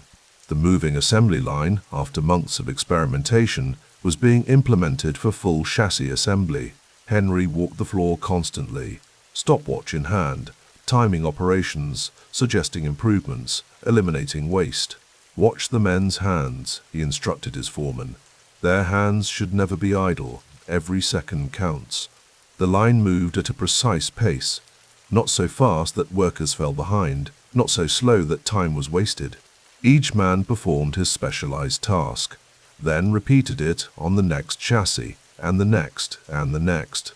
Highland Park's output soared. As production volumes rose, prices fell. The Model T now sold for $600 within reach of the American working class. Ford was manufacturing more automobiles than all other companies combined. The ecosystem around the Model T grew service stations, parts suppliers, driving schools. One September evening, as the first hints of autumn colored Detroit's trees, Henry invited a group of reporters to Highland Park to witness the assembly line in full operation. They gathered on a catwalk overlooking the factory floor, watching in amazement as chassis moved steadily down the line, each worker adding a component without taking a step. "How many cars can you produce this way?" asked a reporter from the Detroit Free Press. 1,000 a day by next year, Henry replied. "Perhaps more." The number seemed impossible. No automobile factory had ever approached such production. "And the price?" asked another. $500 soon, Henry said, eventually lower. The reporters scribbled furiously. Henry's gaze remained fixed on the line below, where his vision of industrial production had taken physical form. This was his true genius, not the car itself, but the method of producing it. Later, walking to his Model T in the parking lot, a young reporter caught up with him. "Mr. Ford," the reporter said, "they're saying your assembly line is dehumanizing work, reducing men to machine parts." Henry paused, regarding the young man with his penetrating stare. "Progress always has critics," he said finally. "But every Model T that leaves this factory means one more family freed from isolation. One more farmer who can get to town when roads are bad. One more worker who can live away from the soot of the city." He gestured toward the factory. "Inside those walls, we're not just building cars, we're democratizing transportation." By late autumn 1913, the Highland Park plant had fully implemented the moving assembly line. Chassis assembly time had indeed fallen to 93 minutes, a revolution in manufacturing that would soon be studied and copied worldwide. In his office one evening, Henry sat with Edsel, reviewing production figures. Outside, the first snowflakes of winter drifted past the windows. Inside, the factory continued its relentless rhythm. 3 shifts keeping the line moving 24 hours a day. 170,000 cars this year, Edsel noted, studying the reports. Nearly triple what we built 2 years ago. Henry nodded, satisfaction evident in his weathered features. And next year will be double that. The younger Ford hesitated. There's a problem though, worker turnover. It's approaching 400% annually. Men don't like the repetition, Henry acknowledged. They find it monotonous. Could we rotate them between stations? Edsel suggested. Let them learn different tasks. Henry shook his head. Efficiency comes from mastery of one task, not adequacy at many. He stared out the window at the snow-dusted city. No, we need another solution. He didn't elaborate, but his mind was already working on the problem. The assembly line had solved the production puzzle. Now he faced a human puzzle. How to keep workers at jobs designed to maximize efficiency at the cost of satisfaction. It would require a bold solution, something that would shock the industrial world as much as the assembly line itself had done. For now, though, Henry Ford stood at the pinnacle of his second great achievement. The Model T had brought the automobile within reach of ordinary Americans. The assembly line had made it possible. He had transformed not just transportation, but the very nature of industrial work. Outside his window, the city's lights twinkled through the falling snow. Somewhere on those streets, thousands of Model Ts carried families home, their distinctive engines puttering through the winter night. They were Henry's real monument, more meaningful than any factory, more lasting than profit. The revolution had only just begun. The frigid January wind cut through Detroit like a knife, whipping snow against the Highland Park factory gates. Behind the brick walls, the mammoth assembly lines purred in steady rhythm. But outside, chaos reigned.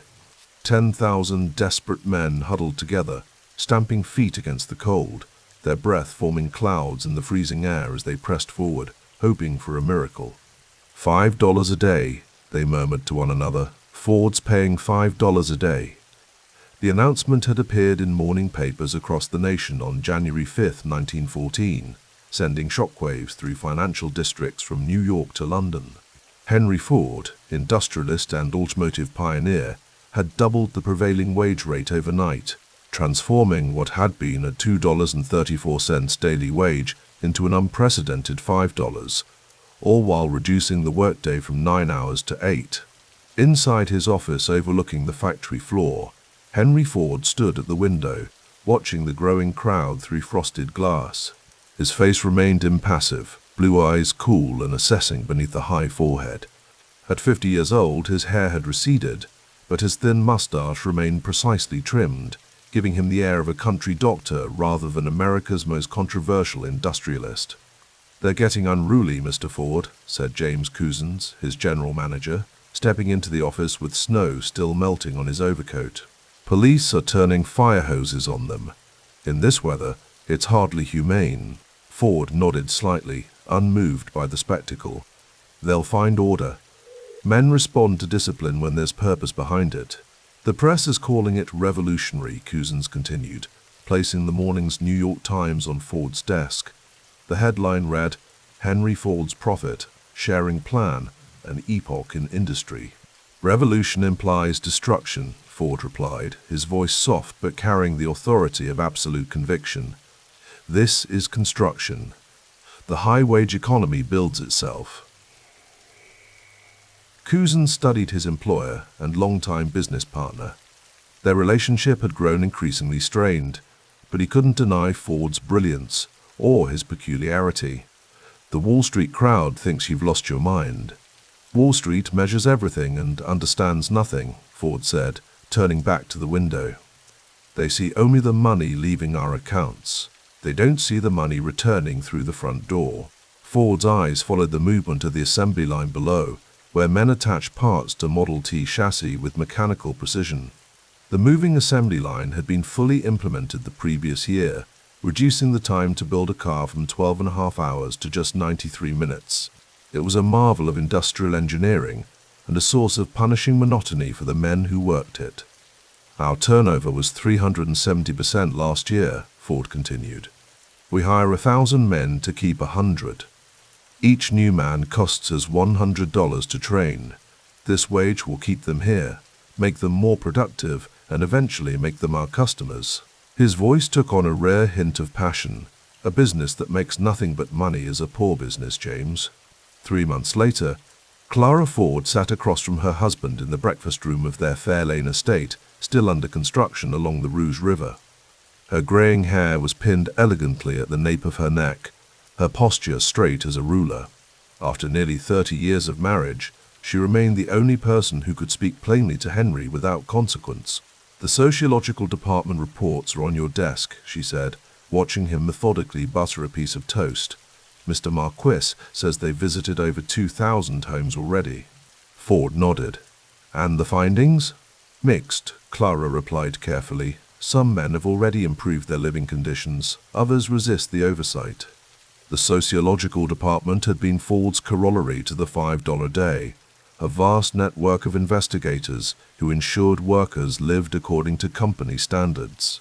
The profit-sharing portion of the wage came with strings attached.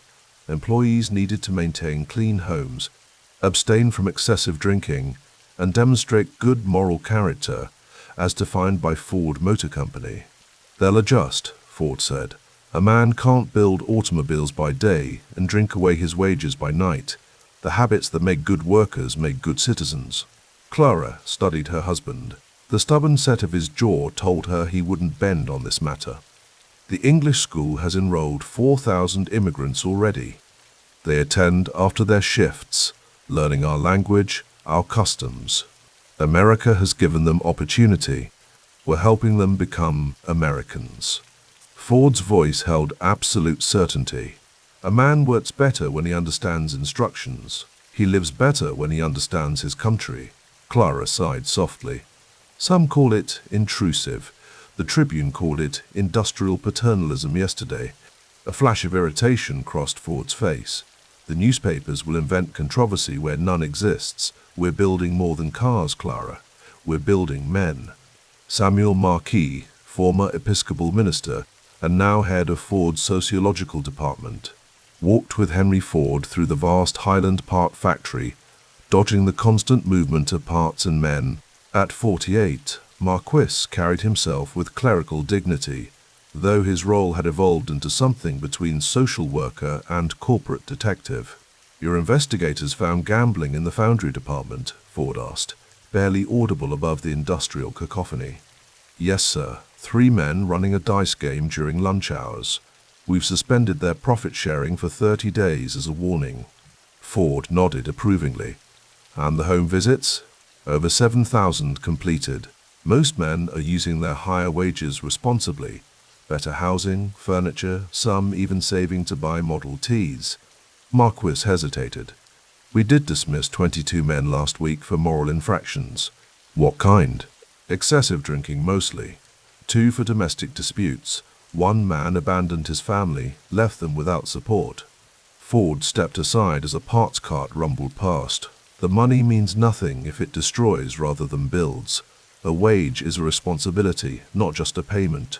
They paused at the English school, housed in a converted warehouse section.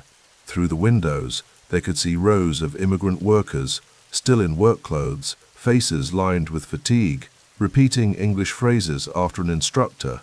On a stage, teachers demonstrated proper American table manners using a mock dining room setup. "This is the melting pot in action," Ford said with satisfaction. "From 100 languages to 1. Marquis nodded. "The graduation ceremony is something to behold. The men wear traditional clothes from their homelands, step into a large pot on stage, and emerge in American suits, waving American flags. Transformation," Ford said, "like raw materials into automobiles." The summer of 1915 brought war orders flooding into Detroit factories. Though America remained officially neutral in the European conflict, Ford sat at his desk, reviewing production figures while Edsel, his 21-year-old son and heir apparent, stood nearby. Where Henry was angular and austere, Edsel was handsome and polished, his suits fashionable, his manners impeccable, refined in ways his father never sought to be. "Munitions contractors have approached us again," Edsel said, his tone carefully neutral. "They're offering premium prices for machine parts." Ford's face hardened. We build tools of construction, not destruction. Our competitors are taking the contracts. Let them. I won't have Ford Motor Company profiting from human misery." Edsel hesitated. "The board feels." "The board doesn't decide our moral position," Ford interrupted. "I do." A long silence stretched between them, father and son separated by more than mere feet. Edsel finally spoke, his voice soft but firm. "We can't ignore the reality of the war, father. It's reshaping industry worldwide." Ford looked up, his eyes suddenly animated. "I've been considering something, Edsel. A mission of peace." "What kind of mission?" "A ship. A neutral vessel to carry pacifists to Europe, to reason with the belligerents, to get the boys out of the trenches by Christmas." Edsel concealed his alarm. "The diplomatic channels have failed," Ford finished. "Traditional diplomacy serves governments, not people. This will be a people's mission." By December, Ford had chartered the Oscar II, dubbed the Peace Ship by newspapers already sharpening their pencils for ridicule. Prominent pacifists, social reformers, and journalists accompanied him on what he proclaimed would be history's greatest peace initiative. Clara stood on the dock in New York Harbor, watching her husband board the vessel. She had refused to join what she privately considered a fool's errand. "They'll make a mockery of him," she whispered to Edsel, who stood beside her. "He knows," Edsel replied. "He simply doesn't care." The peace ship returned in January 1916, having accomplished nothing beyond generating headlines and satirical cartoons. Ford himself had abandoned the mission halfway through, felled by a severe cold that sent him home early. The press had a field day with what they termed his quixotic adventure. In his private office at Highland Park, Ford sat across from a young reporter from the Chicago Tribune. The interview had been granted reluctantly. Ford distrusted newspapers increasingly, but the Tribune's circulation made it impossible to ignore. "Mr. Ford, you've been criticized for saying America should remain isolated from European affairs," the reporter began. "Do you believe we have no responsibility to civilization?" "I believe in American principles, not European entanglements," Ford replied evenly. "This is not our war.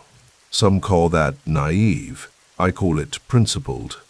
The reporter shifted tactics. "You've made some statements about history recently that have raised eyebrows." Ford's eyes narrowed slightly. "What statements?" "That history is more or less bunk. History as taught in schools is largely useless," Ford said, his voice gaining intensity. "They fill children's heads with dates and names instead of principles and progress. I'm interested in what builds the future, not what glorifies the past." "So you stand by history as bunk?" Ford waved his hand dismissively. "What matters is what we create today. The automobile has done more to democratize America than all the history books combined." The reporter scribbled furiously, and Ford felt a fleeting sense of unease. Context would be stripped away, nuance would vanish. But he pushed the thought aside. Truth would prevail, he believed, even if temporarily distorted. Autumn 1916. The Highland Park plant hummed with unprecedented efficiency. Ford strode through his domain alongside Charles Sorensen, his production chief. Turnover had plummeted to 16%. Absenteeism nearly vanished, and productivity had soared beyond even Ford's optimistic projections. "We'll make nearly 500,000 cars this year," Sorensen reported, "and profits exceed $50 million. Ford nodded, satisfied but not surprised. The $5 day pays for itself many times over. The sociological department reports 92% compliance with our standards now. Most men have adapted to our requirements. And those who haven't, released from profit sharing or employment, depending on the infraction." They stopped at a section of the assembly line where workers attached fenders to chassis with practiced precision. Ford stood silently for several minutes, watching the choreography of industrial production. "Do you ever regret giving the Tribune that interview?" Sorensen asked suddenly. "They've been after you ever since." Ford's expression didn't change. "I regret nothing. Words are like shells without ammunition. It's actions that echo." As they turned to leave, Ford spotted a worker on the line, a Polish immigrant he recognized from an English school graduation ceremony months earlier. The man had been transformed from a hesitant, confused new arrival to a focused, efficient worker. Ford felt a surge of satisfaction. This was his true product, not just automobiles, but a new kind of American industrial citizen, forged through fair wages, high expectations, and rigorous oversight. "We're building a closed circle," Ford said softly. "Our workers make our cars. Our wages allow them to buy our cars. Our standards ensure they're worthy of both." Sorensen nodded. "A perfect system." "Nothing human is perfect," Ford replied. "But we can approach perfection through continuous improvement." As dusk fell over Detroit, Highland Park's thousands of windows blazed with electric light, a beacon of industrial might visible for miles. Inside, the machinery of progress continued its relentless forward motion. Outside, America edged closer to a war Ford opposed but couldn't prevent. The contradiction didn't trouble him. He had created a world within the world, a place where his vision of order, efficiency, and moral uplift held absolute sway. In his wealth and power, Henry Ford had crafted something unprecedented, an industrial empire that was simultaneously liberating and controlling. The $5 day had indeed changed history, though not always in the ways he intended. His workers had more money in their pockets, more food on their tables, and more dignity in their labor.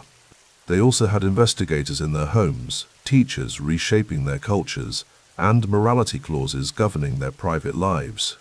It was the paradox of Ford, the man who democratized the automobile while creating one of the most controlling work environments in industrial history, a revolutionary who feared change, a humanitarian with an authoritarian streak. As night fell over Detroit, he stood at the window of his office, watching his creation pulse with light and purpose, convinced that he was building not just a company, but a better world, one Model T, one $5 day, one transformed worker at a time. The Rouge River flowed black as engine oil beneath the winter moon. Snowflakes drifted onto its surface, momentarily bright before dissolving into the darkness.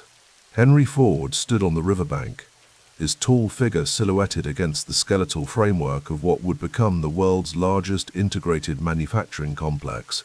2,000 acres, he murmured to his son Edsel, who stood beside him, collar turned up against the December chill. "From ore to automobile, every process under our control." Edsel nodded, his breath clouding in the frigid Michigan air. At 24, he had his father's lean build, but possessed a refinement that contrasted with the elder Ford's farm-bred austerity.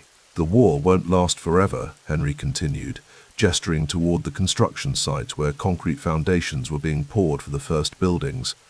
"When it ends, we'll be ready."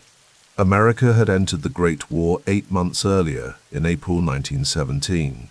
While Ford Motor Company converted portions of its Highland Park plant to produce Eagle submarine chasers, Liberty aircraft engines, and military ambulances, Henry had set his sights on something far more ambitious: industrial self-sufficiency on an unprecedented scale. Behind them, a black Packard pulled up. Charles Sorensen, Ford's production chief, stepped out, clutching blueprints. "The blast furnace specifications are here, Mr. Ford," Sorensen said. "The engineers have some concerns about the scale." Henry took the papers without looking at them. "Tell them to build it bigger than they think necessary. We're not just making automobiles, we're creating an industrial empire that answers to no one." As they walked toward the waiting car, Henry's gaze swept over the vast construction site. Workers labored under arc lights that cast harsh white pools on the frozen ground. Steel beams rose against the night sky. Narrow-gauge rail tracks had been laid to move materials. This was his wager against the future. Hundreds of millions of dollars committed to a vision few could comprehend. The wood-paneled courtroom with the Michigan Supreme Court was silent, except for the occasional rustling of papers. Henry Ford sat impassively in a dark suit, his thin face betraying no emotion as Justice Ostrander read from the court's decision. "A business corporation is organized and carried on primarily for the profit of the stockholders," the justice intoned. "The powers of the directors are to be employed for that end."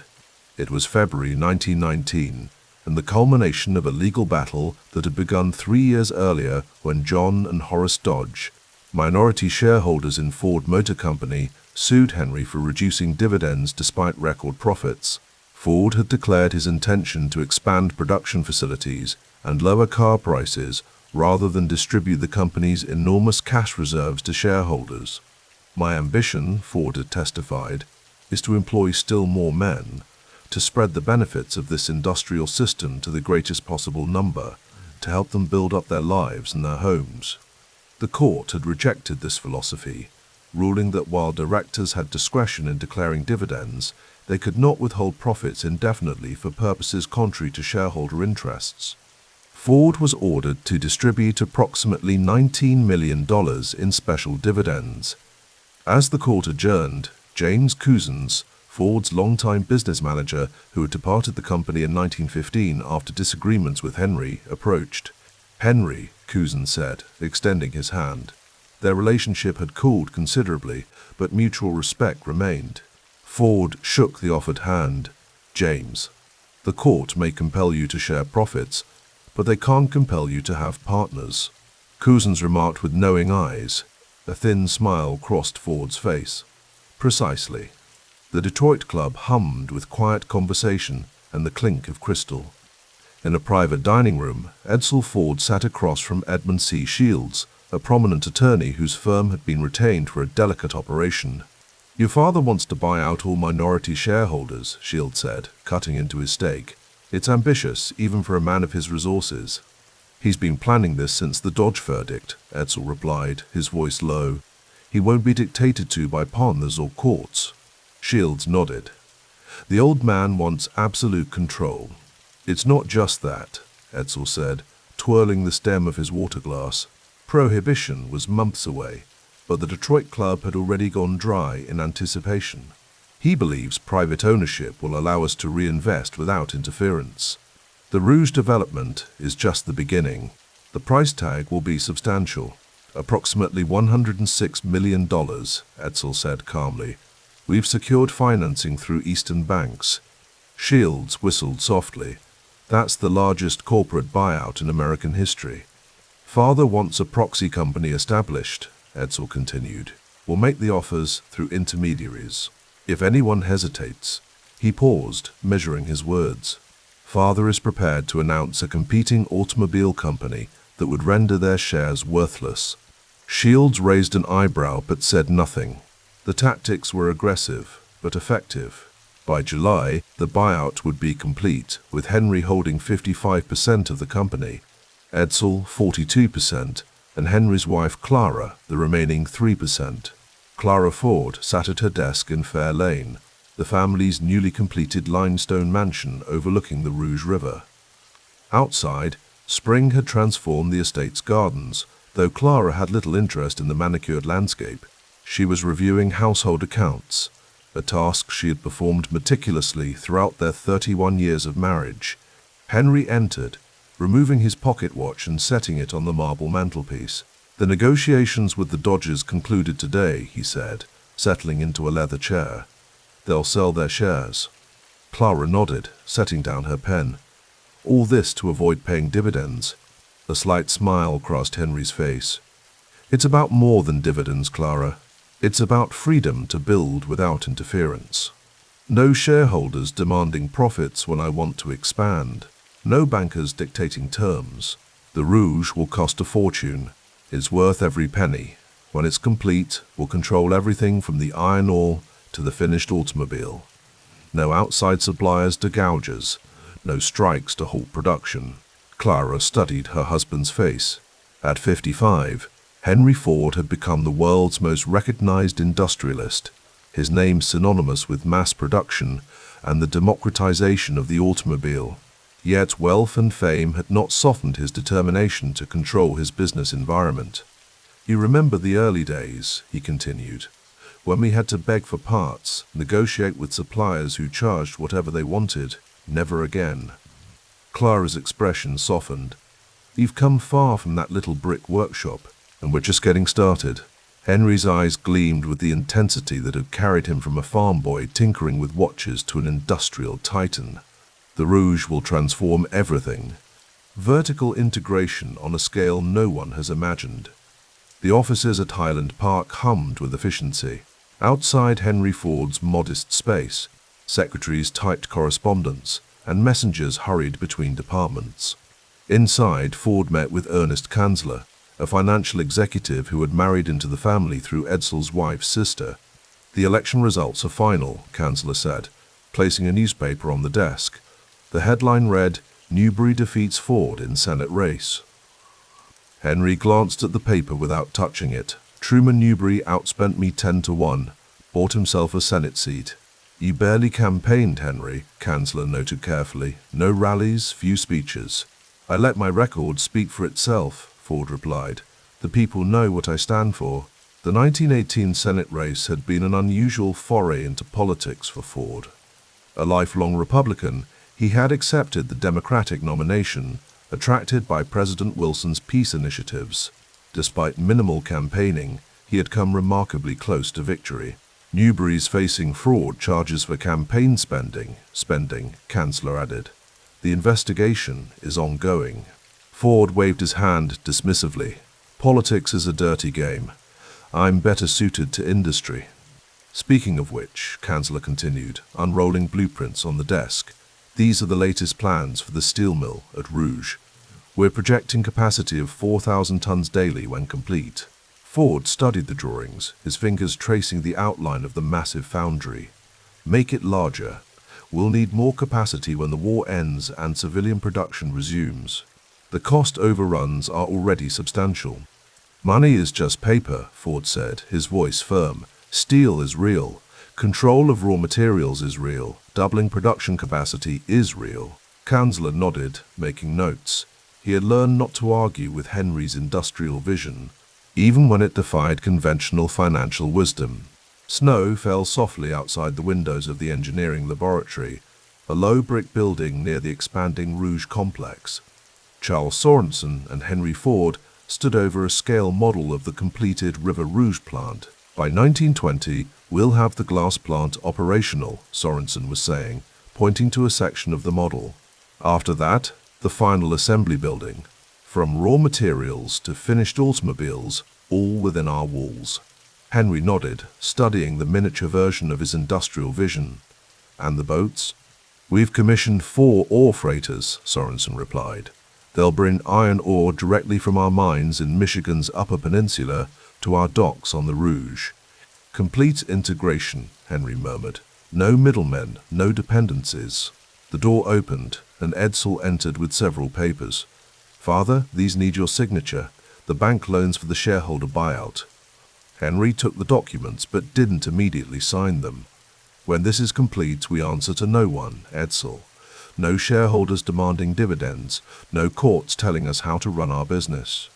"It's an enormous commitment," Edsel said carefully.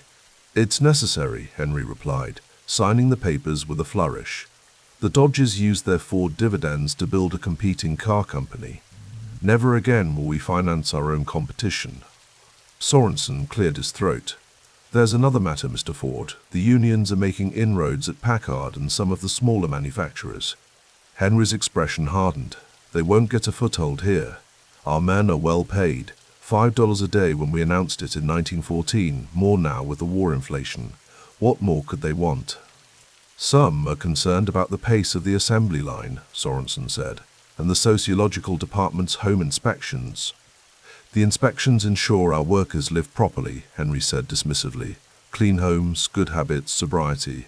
We pay more than any other manufacturer. In return, we expect certain standards." Edsel and Sorensen exchanged glances but didn't press the point. Henry's paternalistic approach to his workforce was well established. He genuinely believed he knew what was best for his employees, whether they agreed or not. The private dining room of the Detroit Athletic Club was oak-paneled and discreet. Henry Ford sat with Edsel and Gussie Metzger, his personal secretary who handled many confidential matters. "The tax situation requires attention," Metzger said, opening a leather portfolio. "With the company entirely in family hands, we need to consider estate planning." Henry nodded. The war had brought higher income taxes, and with the company's increased valuation, the potential tax burden on his estate had become substantial. "I've consulted with several experts," Metzger continued. They recommend establishing a foundation that could hold non-voting shares. This would reduce estate taxes while keeping voting control within the family. No dilution of control, Henry said firmly. None, Metzger assured him. The foundation would be controlled by family trustees. It simply provides tax efficiency. Edsel leaned forward. It also allows for philanthropic work, Father, educational initiatives, hospitals, community development.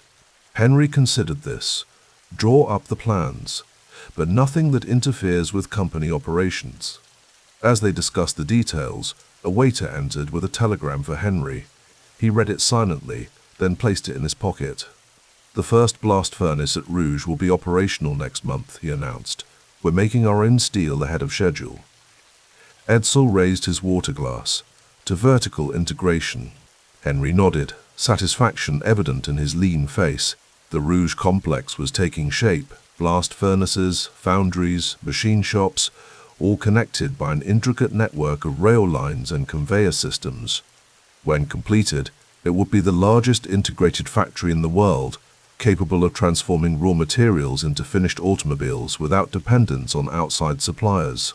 When the war ends, Henry said, we'll be positioned to dominate the peacetime market. No supply constraints, no material shortages. The price of the Model T can drop further, Edsel added, expanding ownership to even more Americans. Henry smiled slightly. That's always been the goal, son. Not just building cars, but changing how Americans live. Mobility for the average man.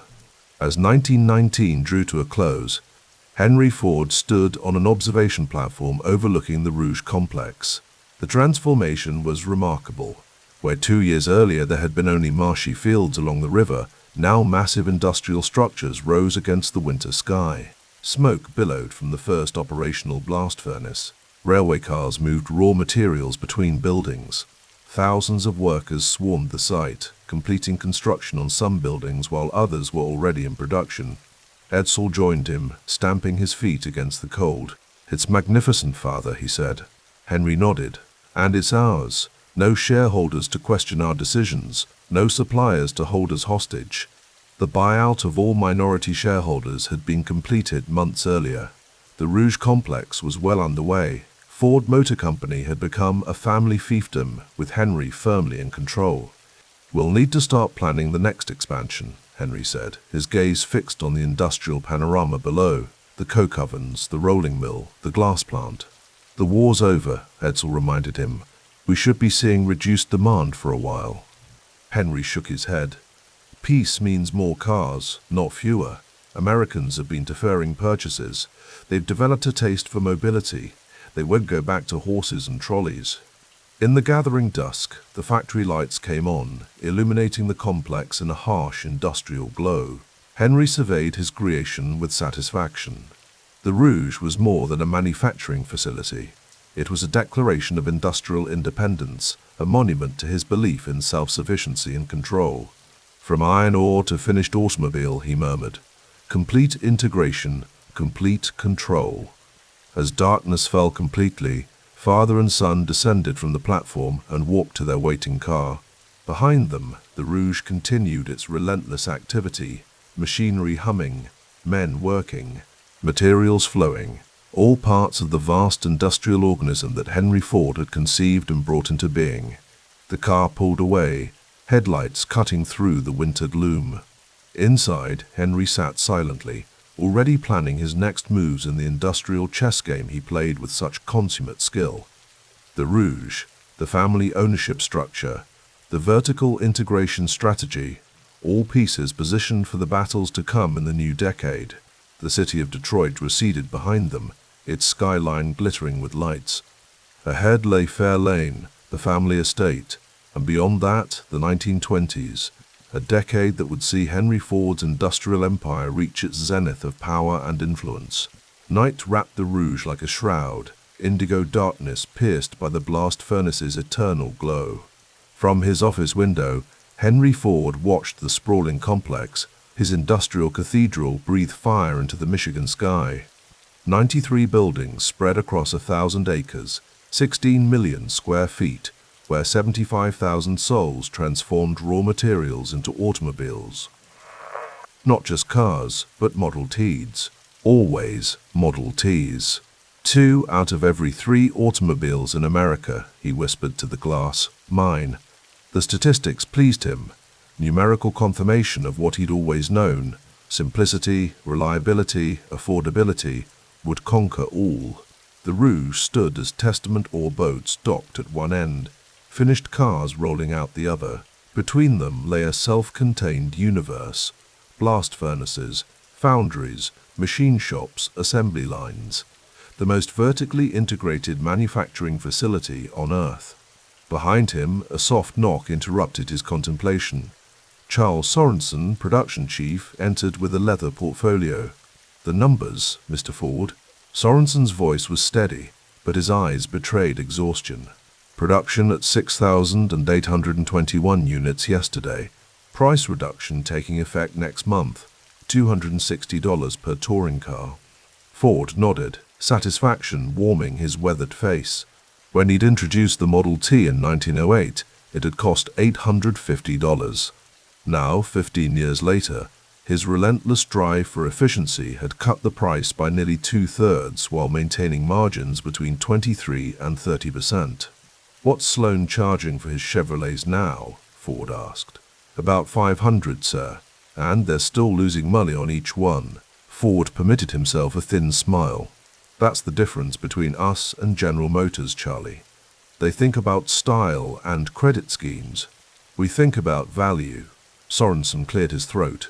There's another matter, sir, the Dearborn Independent Circulation Report. Ford's expression hardened. Since 1920, his newspaper had been publishing a series called The International Jew, 91 installments that placed blame for the world's troubles at the feet of an international Jewish conspiracy. The series had been compiled into books, translated into 16 languages. 700,000 circulation, Sorensen said quietly. It's the second largest weekly in the country. Ford nodded, unmoved by the controversy his publication had generated. Protests outside dealerships, boycotts organized by Jewish leaders, condemnation from President Wilson. None of it mattered to him. The truth as he saw it needed telling. Keep printing, he said simply. Later that evening, Ford settled into the leather back seat of his Lincoln, the luxury motorcar company he'd purchased earlier that year for $8 million. The chauffeur navigated away from the Rouge, through streets filled with Model Ts. Black ones, of course. Any color so long as it's black, as he famously said. Fair Hill, he instructed, referring to his estate. As they drove, Ford's mind drifted to the Lincoln acquisition. It was an anomaly in his business philosophy, a prestige marquee when his fortune had been built on democratic transportation. But the calculations were simple enough. The wealthy would always want distinction, and if they weren't buying it from him, they'd buy it from someone else. Better to capture that segment too, even if it represented a fraction of the market compared to his beloved Model T. The car slowed at an intersection. Outside the window, a speakeasy poorly disguised as a pharmacy did brisk business despite the prohibition laws. Jazz music leaked through its doors each time they opened. Ford frowned. The Roaring Twenties, they called it, a decade of moral dissolution in his view. Bootleg liquor, indecent dances, women with bobbed hair and shortened hemlines. Deplorable, he muttered. His driver nodded, assuming Ford referred to the illegal establishment. At Fair Hill, Clara was waiting. 27 years of marriage had softened none of her perceptiveness. She studied his face as he entered. "The Independent again?" she asked. Ford removed his hat. "Aaron Shapiro is threatening to sue." "Perhaps you should stop, Henry. What good comes from it?" "Education," he replied firmly. "People need to understand who's pulling the strings."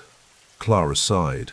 She'd never shared her husband's anti-Semitism, viewing it as a blind spot in an otherwise brilliant mind. She changed the subject.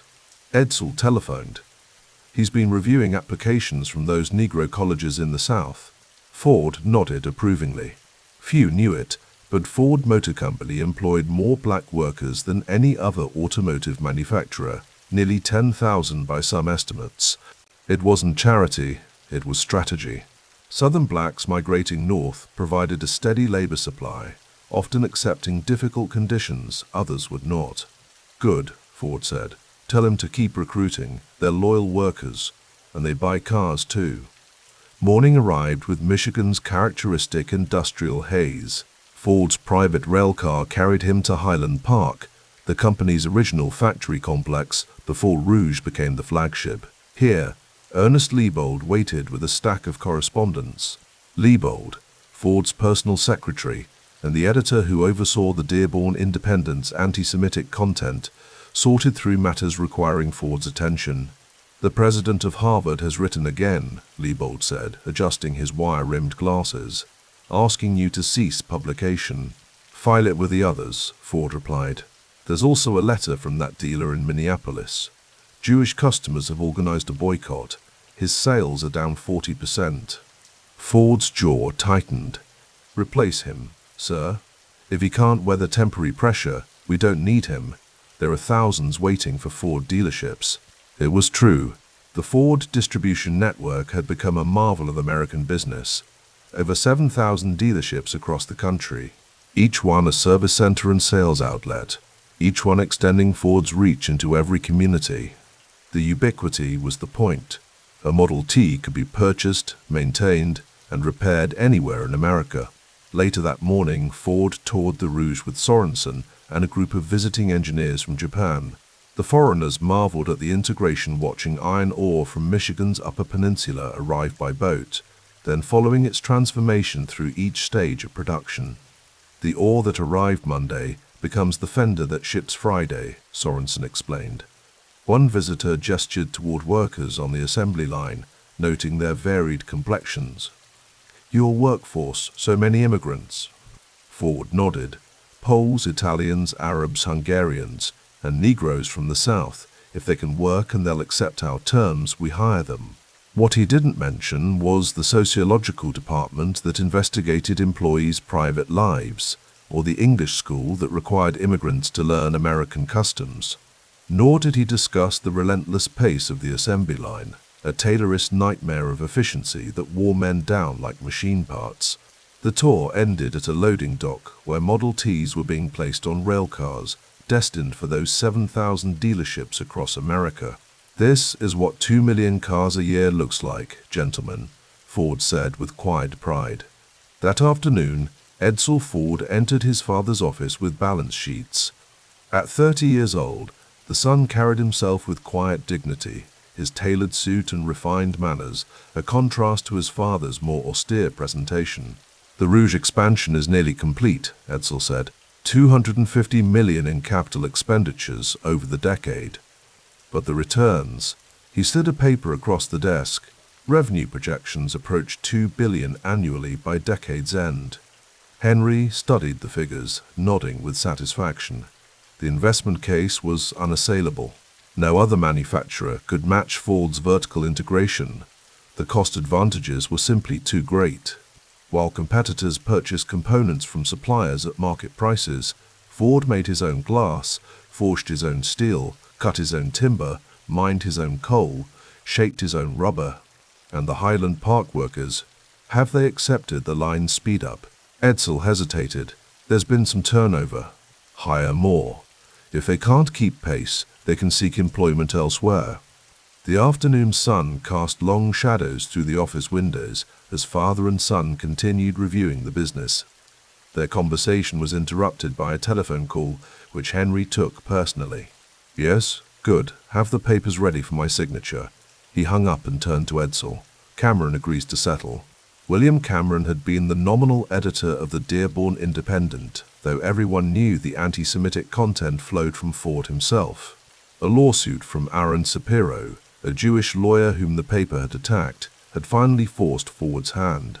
After 2 years of publishing The International Jew, he would temporarily halt the series. "It's the right decision, Father," Edsel said carefully. Ford's expression hardened. "It's a tactical retreat. The truth doesn't change because some people find it uncomfortable."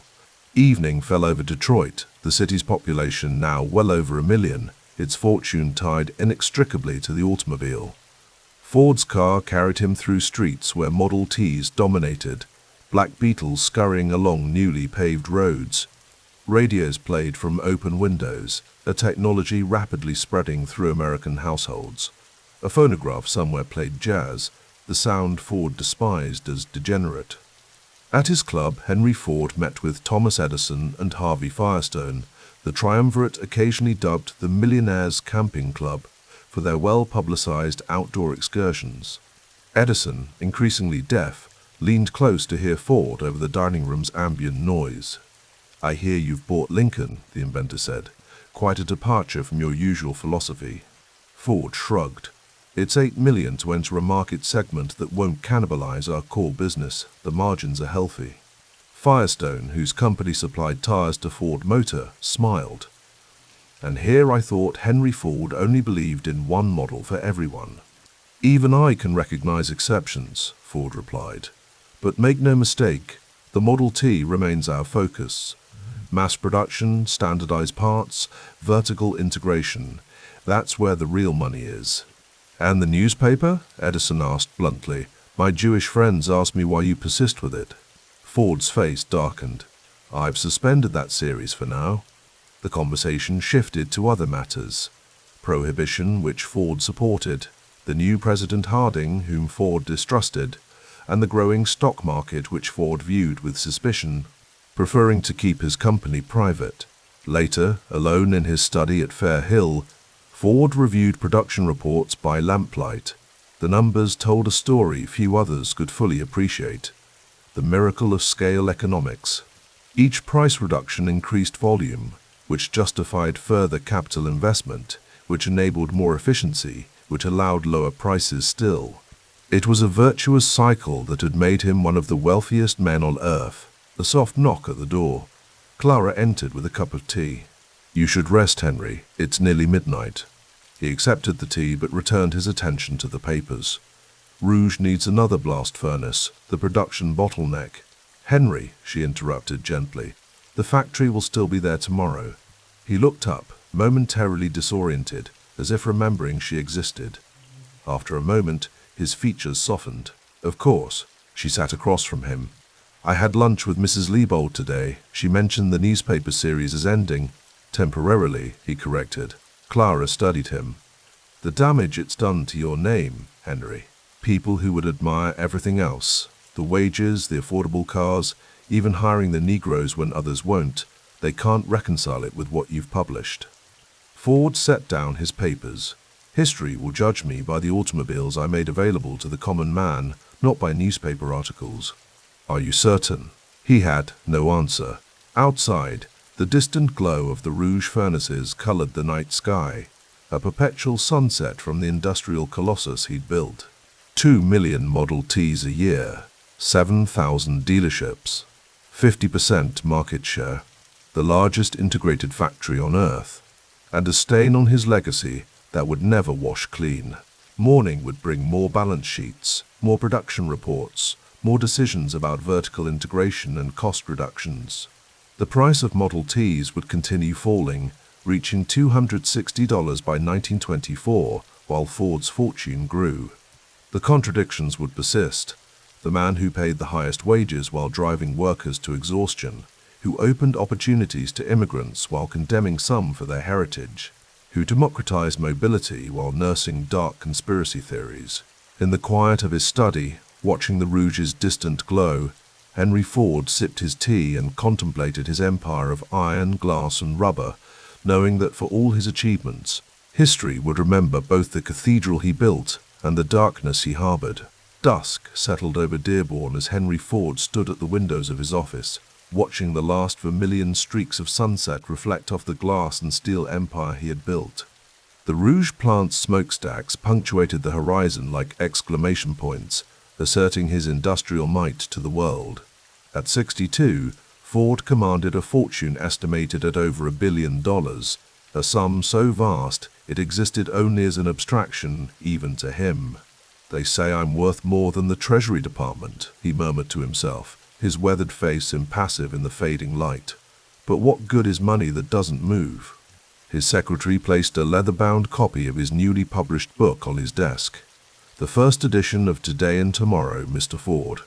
Henry lifted it, feeling its weight, not just of paper and binding, but of philosophy crystallized. Inside lay his industrial credo: Produce the best goods at the lowest cost, pay the highest wages. Simple principles that had transformed a nation. Thank you, Miss Thompson. Have a copy sent to every manager in the company. After she left, he opened the book to a random page, reading his own words. The man who has the largest capacity for work and thought is the man who is bound to succeed. Ford nodded to himself. It was true. It had always been true. Yet a nagging unease had settled in his bones lately. Chevrolet was gaining ground. Wall Street analysts whispered that the Model T, his miracle, his universal car, was showing its age. 15 million of them now traversed America's roads, but younger buyers were looking elsewhere. General Motors offered colors beyond black, styling beyond utilitarian, financing beyond Ford's cash-only terms. Nonsense, he muttered, closing the book with a snap. A good car is a good car. The following spring, Edsel Ford knocked gently on his father's office door before entering. At 32, the younger Ford carried himself with quiet dignity, his tailored suit and thoughtful demeanor a contrast to his father's plain attire and blunt manner. The latest sales figures, father, Edsel said, placing a folder on the desk. Chevrolet is within 30,000 units of our monthly production. Henry barely glanced at the papers. People will always want a car they can afford and rely on. People also want beauty, comfort. Edsel hesitated. They want to feel modern. Modern. Henry's voice sharpened. The Model T built modern America. And now America is changing. Edsel opened the folder, pointing to charts showing market segments, customer preferences. GM offers different models for different incomes. Chevrolet, Oakland, Buick, Cadillac. Sloan calls it the ladder of success. Meanwhile, we're still selling one model at one price. A car for the great multitude, Henry quoted himself. The multitude has new desires, Edsel said quietly. They want to express themselves through their purchases. They want to feel they're moving up in the world. Henry stared at his son, the silence stretching between them like a tightening wire. He saw Clara in Edsel's careful diplomacy, the way he navigated Henry's stubbornness. She was the only one who could truly challenge him, had been since their marriage in 1888. How many times had she smoothed his rough edges, tempered his worst impulses? Show me, he finally said.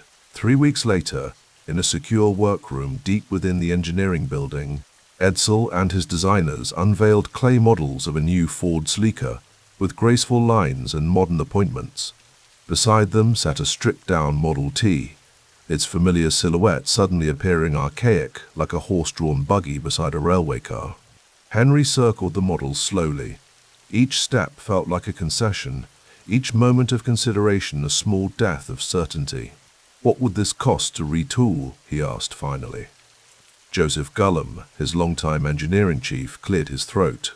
Complete retooling of Highland Park and River Rouge, at least 6 months of shutdown, perhaps $100 million. 200, Henry corrected, his farmer's instinct for cost always more accurate than his engineer's projections. Maybe more. We have the cash reserves, Edsel noted. And the competition will eat our lunch while we're closed, Henry countered. Charlie Sorensen, production head and Henry's most loyal lieutenant, spoke up. It's a risk, Mr. Ford, but staying with the T may be a bigger one. Henry looked again at the clay model.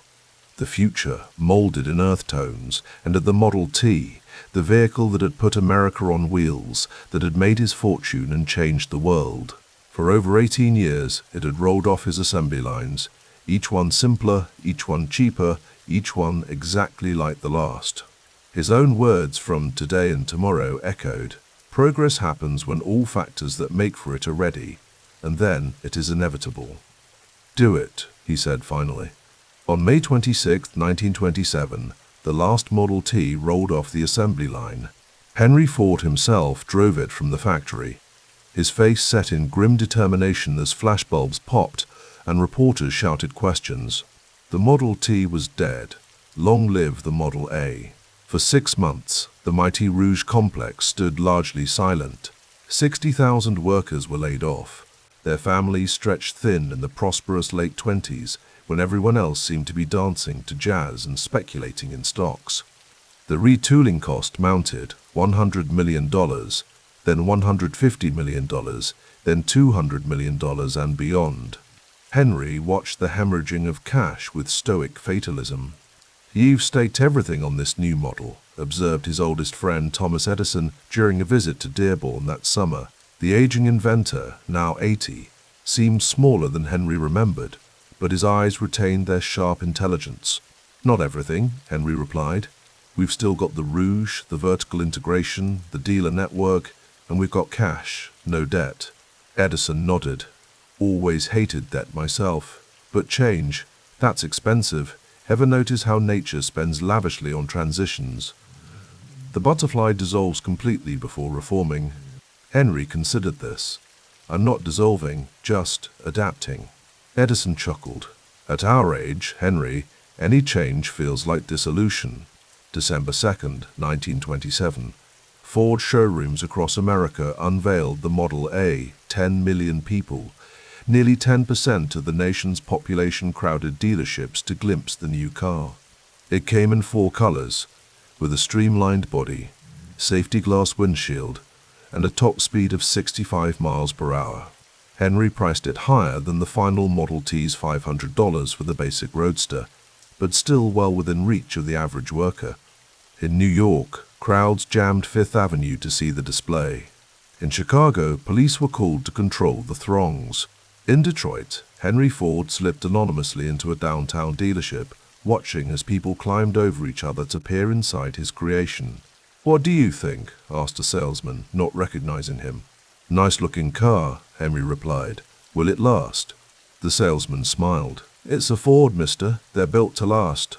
Henry nodded and slipped away, the anonymous prophet in his own land. The Model A sold well over 4.5 million units by 1931, but the landscape had shifted. The Wall Street crash of 1929 plunged America into the Great Depression. Auto sales industry-wide collapsed. By 1932, they would fall to a quarter of their 1929 peak. Ford Motor Company remained profitable longer than most. Henry's insistence on cash reserves and no debt provided a buffer. But the dominance of the Model T era never returned. 25% market share, Edsel reported in late 1930, his voice somber.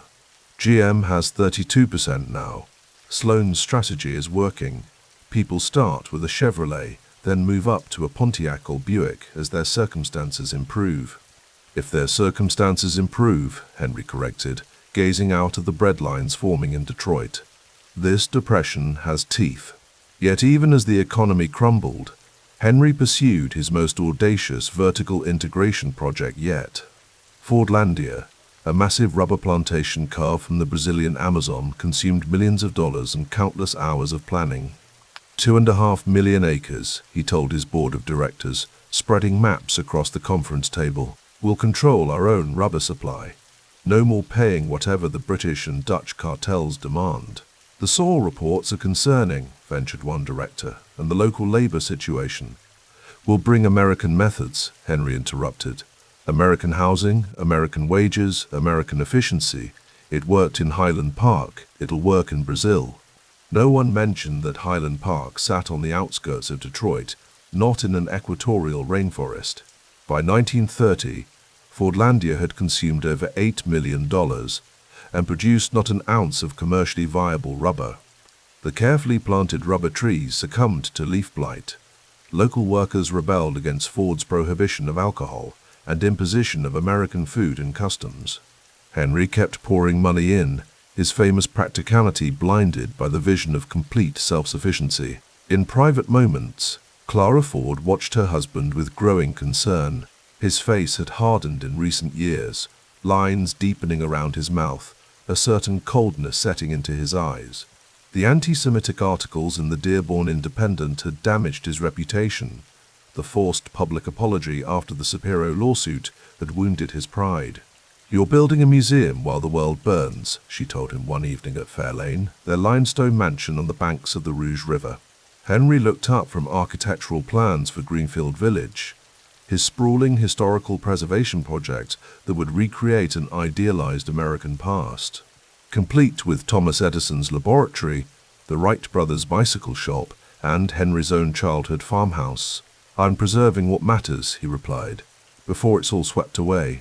Clara sat beside him, her hand covering his. And spending $30 million to do it, while you've laid off thousands of workers. I'm still paying the highest wages in the industry. To those still employed, she said gently. Henry, people are suffering, and they'll suffer more if Ford Motor Company fails, he said, an edge entering his voice. I'm protecting what I built. Clara studied him. The man she'd married when he was just a farm boy with mechanical dreams, now one of the richest men in the world. She'd stood by him through everything, the early failures, the spectacular success, the controversial stands. She'd even threatened to leave him when his antisemitic views became too extreme, forcing the shutdown of the Dearborn Independent. Sometimes I wonder if you're protecting it or burying it, she said softly. Henry had no answer. On October 21st, 1929, Henry Ford stood with Thomas Edison and President Herbert Hoover in Dearborn to dedicate the Edison Institute, the educational centerpiece of Greenfield Village. The timing proved uncanny. 8 days later, the stock market would crash on Black Tuesday, beginning the Great Depression in earnest. We are celebrating the triumph of the American spirit, Ford told the assembled dignitaries and press. The spirit of invention, of self-reliance, of hard work. Beside him, Edison nodded approvingly, though his health was failing. President Hoover, who would soon become the face of government inaction in the Depression, praised Ford's vision. A monument to American ingenuity, he called it. That night, in a recreation of Edison's Menlo Park laboratory lit only by the inventor's original incandescent bulbs, Ford hosted an intimate dinner. Edison, Hoover, Harvey Firestone, and a handful of other industrial titans dined on simple American fare as a violent autumn storm lashed the windows. What do you make of this market panic, Henry? Firestone asked. My brokers are nervous. Ford smiled thinly. I own no stocks except Ford Motor Company, never trusted Wall Street. Sound policy, Edison wheezed. Build things, don't shuffle papers. President Hoover looked troubled. The fundamentals of the economy are sound. This is a correction, nothing more. Later, as the guests departed and servants cleared the tables, Henry remained seated in Edison's laboratory, surrounded by the preserved instruments of an earlier industrial revolution. The storm had passed, leaving a crystalline autumn night. Through the windows, he could see the Rouge plant's lights in the distance, still burning, still producing. He thought about the contradictions of his life. He had built an industrial system that destroyed traditional craftsmanship, then spent millions preserving those same crafts in his museum. He had created an assembly line that eliminated skilled labor, then tried to compensate with the highest wages. He had democratized transportation with the Model T, then failed to evolve quickly enough when consumers wanted more. Now, as economic depression loomed, Henry Ford sat alone in a shrine to the past he had helped obsolete, wondering what the future held for the empire he had built.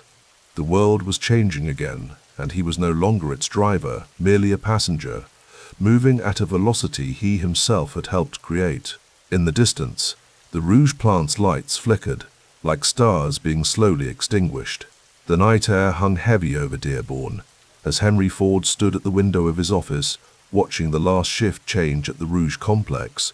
Even in the depths of the Depression, the plant remained a testament to his vision, a sprawling industrial cathedral where raw materials entered one end and finished automobiles emerged from the other. The year was 1932, and despite the economic devastation gripping the nation, Ford had just unveiled his newest creation. The Flathead V8, he whispered to himself, running a weathered hand over the engineering drawings on his desk. 8 cylinders for the price of 6. It was an engineering marvel, an affordable V8 engine when competitors could only manage 4 or 6 cylinders. The technical achievement satisfied something deep within him, even as the company's financial statements told a grimmer story, the heaviest losses since 1921. Outside, beyond the factory gates, America was suffering. 23% unemployment, breadlines stretching for blocks, Hoovervilles dotting the urban landscape like ugly scars.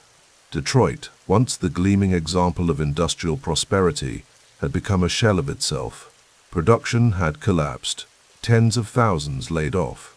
families evicted from their homes. Even the Rouge now employed only about 60,000 workers, down from its peak of over 100,000. Ford had slashed wages reluctantly, but the balance sheets gave him no choice. Still, he took pride in keeping the plant running when others had shuttered entirely. "Mr. Ford." The voice belonged to Harry Bennett, a compact man with hard eyes who had entered silently. "You wanted to see me?" Ford turned slowly. Bennett wasn't asking a question. The former boxer had risen through Ford's ranks to become the head of the service department, the company's private security force. Some called them thugs. Ford called them necessary. "Harry, what's the word from the gates?" Bennett moved closer, his presence filling more space than his physical frame should allow. "There's talk of a march. The communists are organizing the unemployed. They'll be coming to the Rouge." Ford nodded, unsurprised. Labor agitators had been circling for years, but the Depression had given them new ammunition, new desperate recruits. "How many?" Ford asked. "Could be thousands. They're calling it a hunger march." "And what do they want, Harry?" Bennett's smile was thin and without humor. "Jobs, Mr. Ford. Jobs, higher wages, slower line speeds, recognition for their committees, the usual." Ford turned back to the window. In the distance, the lights of Detroit glimmered weakly, a city gasping for economic breath. The smell of coal smoke hung in the air, families burning whatever they could afford to stay warm. "We'll give no ground to communists and radicals," Ford said finally. "The service department should be prepared." Bennett nodded and left without another word, understanding his instructions perfectly. March 7th, 1932 dawned cold and grey. By midday, a procession of 3,000 to 5,000 unemployed workers had formed, marching toward the Rouge complex. Many carried signs demanding jobs, bread, and dignity. Communist Party organizers led the way, their voices rising above the shuffling of thousands of feet. Ford watched from a second-floor window as the marchers approached the Dearborn city limits, where a line of police and Ford Service Department men waited. Bennett stood among them, directing his forces with quiet efficiency. What happened next would be debated for years. Some said the marchers threw rocks. Others insisted the police fired first. When the smoke cleared, 4 workers lay dead on the frozen ground. A 5th would die later from his wounds. Dozens more were injured, blood staining the snow crimson. That evening, as the news spread across wire services nationwide, Ford sat alone in his library at Fair Lane, his estate. Clara, his wife of nearly 45 years, entered quietly and sat beside him. "They're calling it the Ford Massacre," she said softly, placing a newspaper in his lap. Ford didn't look at the headlines. "Radicals and Reds," he said dismissively. "They came looking for trouble." Clara studied her husband's face, noting how the lines had deepened in recent years. His once innovative mind had calcified around certain beliefs about unions, about Jews, about the threats to his vision of America. "Henry," she said gently, "the world is changing." He met her eyes then, his gaze unflinching. "Not my world, Clara. Not while I'm still breathing." Through the remainder of 1932 and into the following years, as FDR's New Deal programs began to reshape the relationship between government, business, and labor, Ford's resistance only hardened. The Wagner Act of 1935 legalized unions, but Ford remained unmoved. While General Motors and Chrysler eventually recognized the United Auto Workers, Ford stood firm against what he viewed as an intrusion into his domain. Harry Bennett's influence grew. The service department expanded to nearly 3,000 men, spies, enforcers, and thugs who maintained order through fear. Workers whispered about colleagues who disappeared after speaking out. Supervisors reported to Bennett, not to production managers. The Rouge had become a police state in miniature, with Bennett its shadow dictator. On a spring evening in 1937, Bennett sat across from Ford in the library at Fair Lane. A fire crackled in the hearth, casting dancing shadows across Ford's aging face. "The UAW is planning something," Bennett said, sipping bourbon from a crystal tumbler. "They're going to distribute leaflets at the Rouge, at the overpass." Ford nodded, running his thumb along the arm of his chair. "And we'll be ready for them." Ford studied Bennett. The man had proven useful, handling the messier aspects of running an empire that Ford himself preferred to avoid. But sometimes, in quiet moments like this, Ford wondered if Bennett's methods had taken on a life of their own. "No photographs," Ford said finally. "Make sure of that." Bennett smiled. "Of course." But on May 26, 1937, that instruction would prove impossible to follow. Walter Reuther and other UAW organizers arrived at the pedestrian overpass near the Rouge to distribute leaflets. Bennett's men were waiting. What followed was a brutal beating, carried out in full view of press photographers, who captured image after image of bloodied Union men being assaulted by Ford Service Department employees wearing company jackets. The photographs went national. In newspapers across America, readers saw the reality of Ford's labor regime in stark black and white. Public opinion, already turning against Ford's intransigence, hardened further. The National Labor Relations Board ruled that Ford had violated federal labor law. Still, Ford refused to yield. Even as his wife Clara grew increasingly troubled by his stance, even as his son Edsel argued for moderation, Ford remained unmoved. In August 1938, as Europe moved closer to war, Ford received the Grand Cross of the German Eagle, Nazi Germany's highest honor for foreigners. The award, presented on his 75th birthday, cemented perceptions of Ford's antisemitism and isolation from America's changing mood. "You can't accept this," Edsel had argued when news of the award came. "Not now, not with what Hitler is doing to the Jews." Ford had looked at his son with something between pity and disappointment. "I'm being recognized for contributions to industry, not politics." The award remained on display at Fairlane, even after Kristallnacht in November 1938 made the Nazi regime's brutality impossible to ignore. Ford's image, once that of the $5 a day visionary who had lifted workers into the middle class, was now increasingly that of an autocratic, nativist, anti-union strongman with fascist sympathies. As the Depression eased slightly in the late 1930s, Ford Motor Company began to recover financially. War orders from Europe, Britain, and France, rearming against Hitler, boosted manufacturing across America. Ford's engineering brilliance remained evident. The company's cars were still among the best values on the market, but the man himself seemed increasingly out of step with the nation he had helped build. By 1941, Ford was the last major automaker holding out against the UAW. In April, a strike paralyzed the Rouge complex. Bennett advocated for a hardline response, break the strike with force, but something unexpected happened. Clara Ford, after decades of supporting her husband's decisions, drew a line. "Henry," she said, finding him alone in his study one evening, "this has gone too far."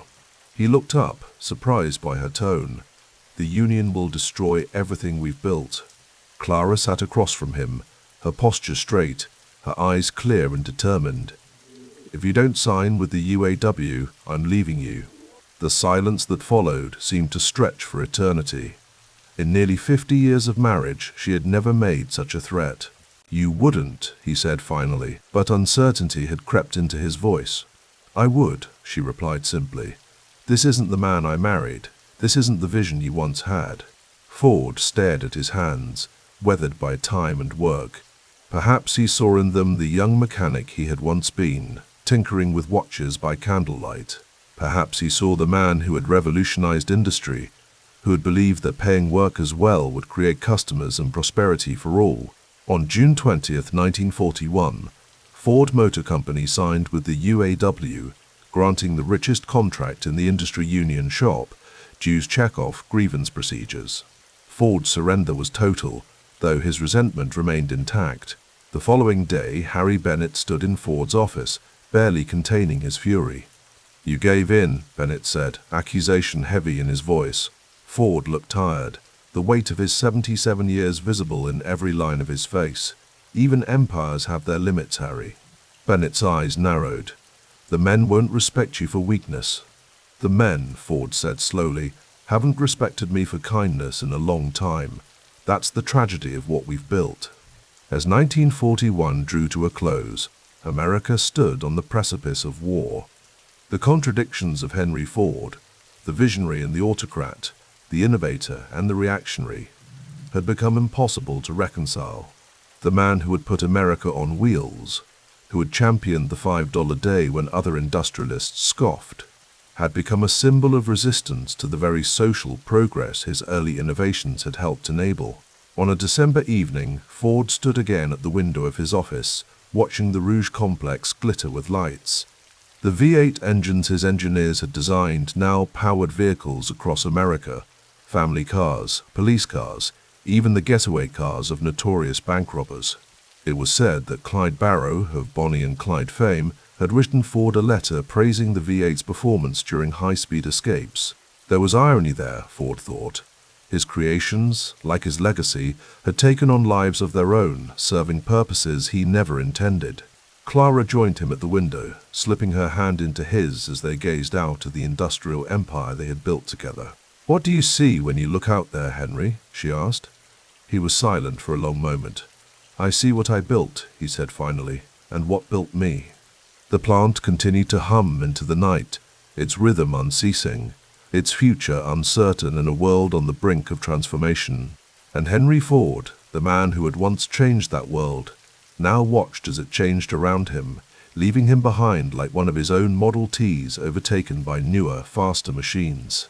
The winter of 1942 cast a pale, ghostly light through the windows of Fair Lane Estate.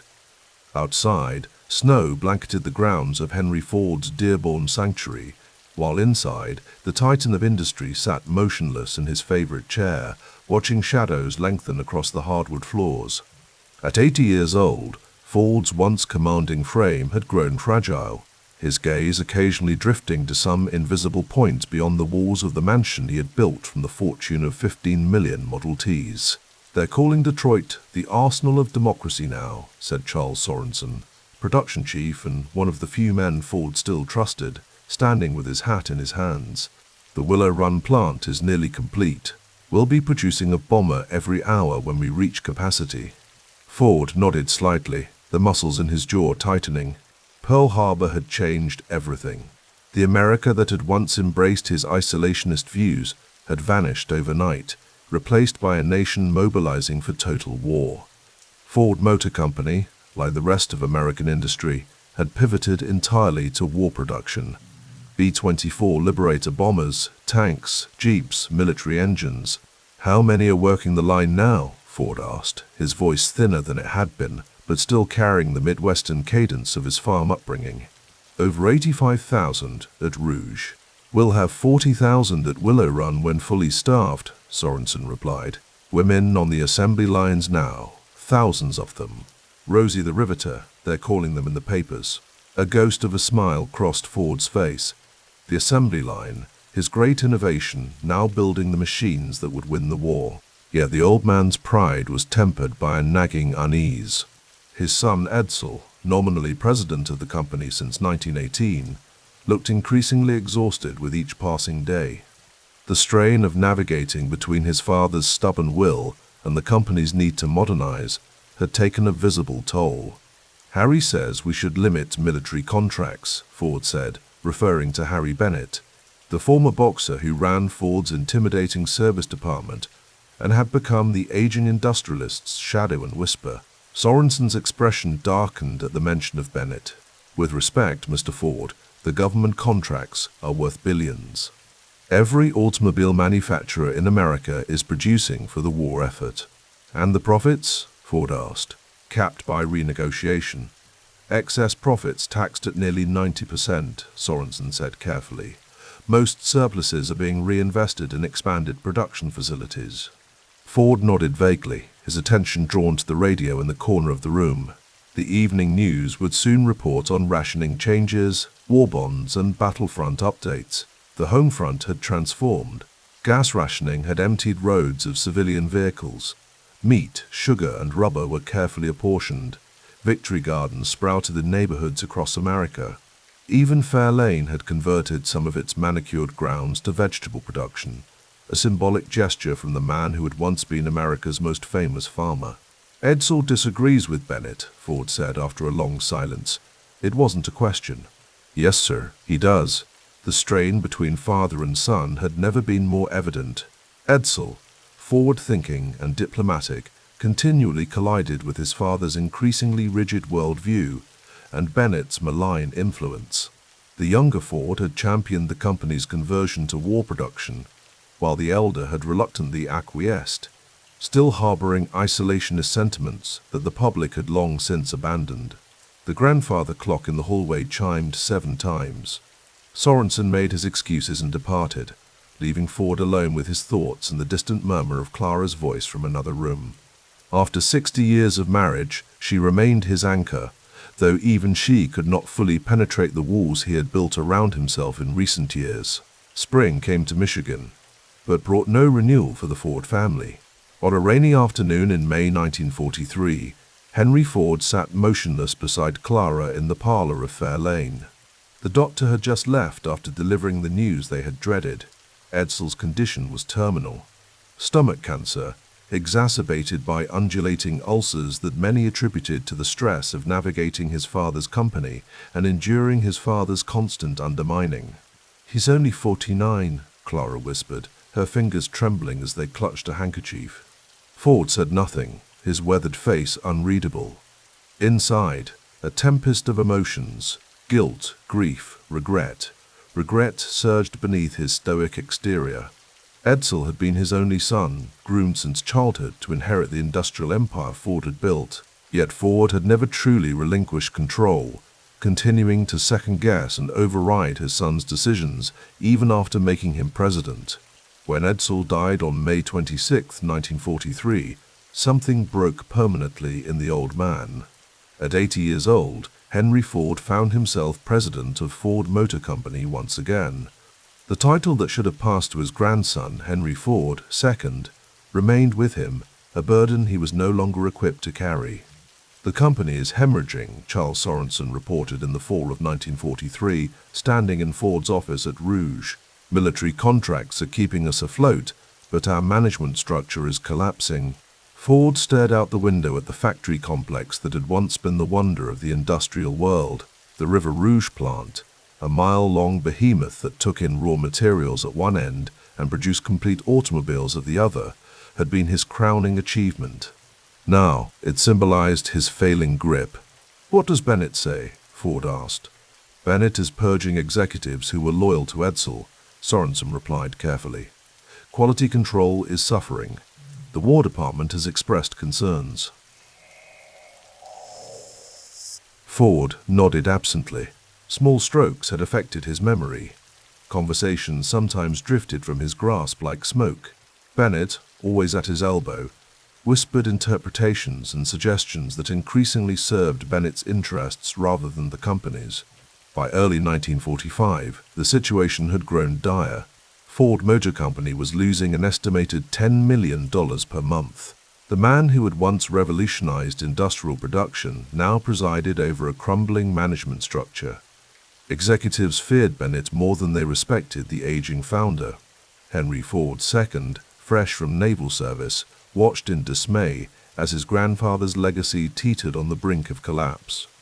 The decisive moment came not on a factory floor or in a boardroom, but in the quiet of Fair Lane Estate. Clara Ford, who had stood by her husband through the creation of an industrial empire, the $5 day wage, the controversies of the Dearborn Independent, and countless other trials, delivered an ultimatum that would save the company. "Henry," she said on a September evening in 1945, her voice soft but unyielding, "I will sell my shares unless you step down and let young Henry take over." Ford looked up sharply. Clara owned only 3% of the company, a small stake, but symbolically profound. Her threat represented the final fraying of the family unity that had sustained Ford's absolute control. "And Bennett?" Ford asked, already knowing the answer. "Bennett must go," Clara said simply. For several long moments, Ford said nothing. Outside, autumn leaves drifted from trees that had been saplings when he'd built this house. Finally, he nodded once, the slightest inclination of his head. On September 21, 1945, Henry Ford II was elevated to the presidency of Ford Motor Company. His first act was to fire Harry Bennett, who reportedly fled company headquarters with a pistol, later making unsubstantiated claims that the elder Ford had ordered his assassination. The young Ford moved quickly to save his grandfather's company, bringing in a group of former Air Force officers known as the Whiz Kids Statistical, and management experts who would modernize the company's accounting, production planning, and management systems. Among them was Robert McNamara, who would later serve as Secretary of Defense during the Kennedy and Johnson administrations. Henry Ford observed these changes from a distance, his health declining rapidly. The man who had once controlled every aspect of his industrial empire now watched as a new generation reshaped it, implementing management techniques and corporate structures that would have been alien to the company he founded in 1903. The end came on April 7, 1947. The spring flood had knocked out electrical power to Fair Lane Estate. Henry Ford, 83 years old, died by candlelight, a poetically fitting end for the man who had helped electrify American industry. His wife Clara, his grandson Henry II, and a small circle of family members were present as the titan of industry slipped away. His estate was estimated at approximately $700 million, equivalent to more than $10 billion today. Though the private nature of the Ford Motor Company and the complex structure of family holdings made precise valuations difficult, Ford had created the Ford Foundation in 1936, ostensibly for estate planning purposes, and after his death, it received approximately 90% of the company's non-voting stock. The family retained control via voting shares, an elegant architecture that minimized estate taxes while preserving dynastic power. Ford Motor Company would remain private until 1956, when it finally went public, though the family maintained significant voting control through a dual-class share structure. The institutions Henry Ford created outlived him. The Henry Ford Hospital, founded in 1915, pioneered the group practice model with salaried doctors rather than fee-for-service arrangements, a forerunner of modern health management organizations. It grew into a major Detroit health system that continues to serve the community today. The Henry Ford Museum and adjoining Greenfield Village, Ford's attempt to preserve American industrial and cultural artifacts, now welcomes approximately 1.7 million visitors annually. There, visitors can see Thomas Edison's laboratory, the Wright brothers' bicycle shop, the chair Abraham Lincoln was sitting in when assassinated, and countless industrial machines that tell the story of American innovation. Yet Ford's legacy remains profoundly contradictory. He pioneered the $5 day wage that transformed industrial compensation while subjecting workers to intrusive paternalism through his sociological department. He worshipped efficiency but resisted necessary management modernization. He espoused populist rhetoric while employing autocratic methods. He democratized automobile ownership through the Model T while creating production systems that demanded conformity and submission. On winter nights in Dearborn, when snow blankets the grounds of Fair Lane and the Rouge plant's lights glow against the Michigan sky, it's easy to imagine Henry Ford's restless spirit still contemplating these contradictions. The assembly line continues its relentless rhythm. Ford vehicles still traverse the nation's highways. The Ford name still adorns buildings, institutions, and consumer products across America.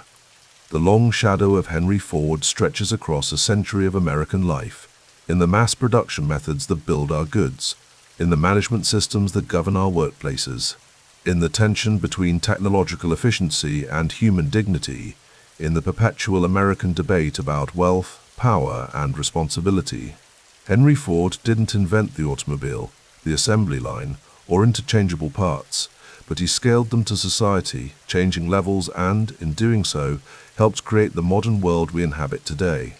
In the end, perhaps Ford's most enduring legacy is the question he forces us to confront. Can we harness the efficiency of the machine without becoming machines ourselves? The answer continues to elude us, just as it eluded the man who died by candlelight as the lights of his industrial empire flickered in the distance.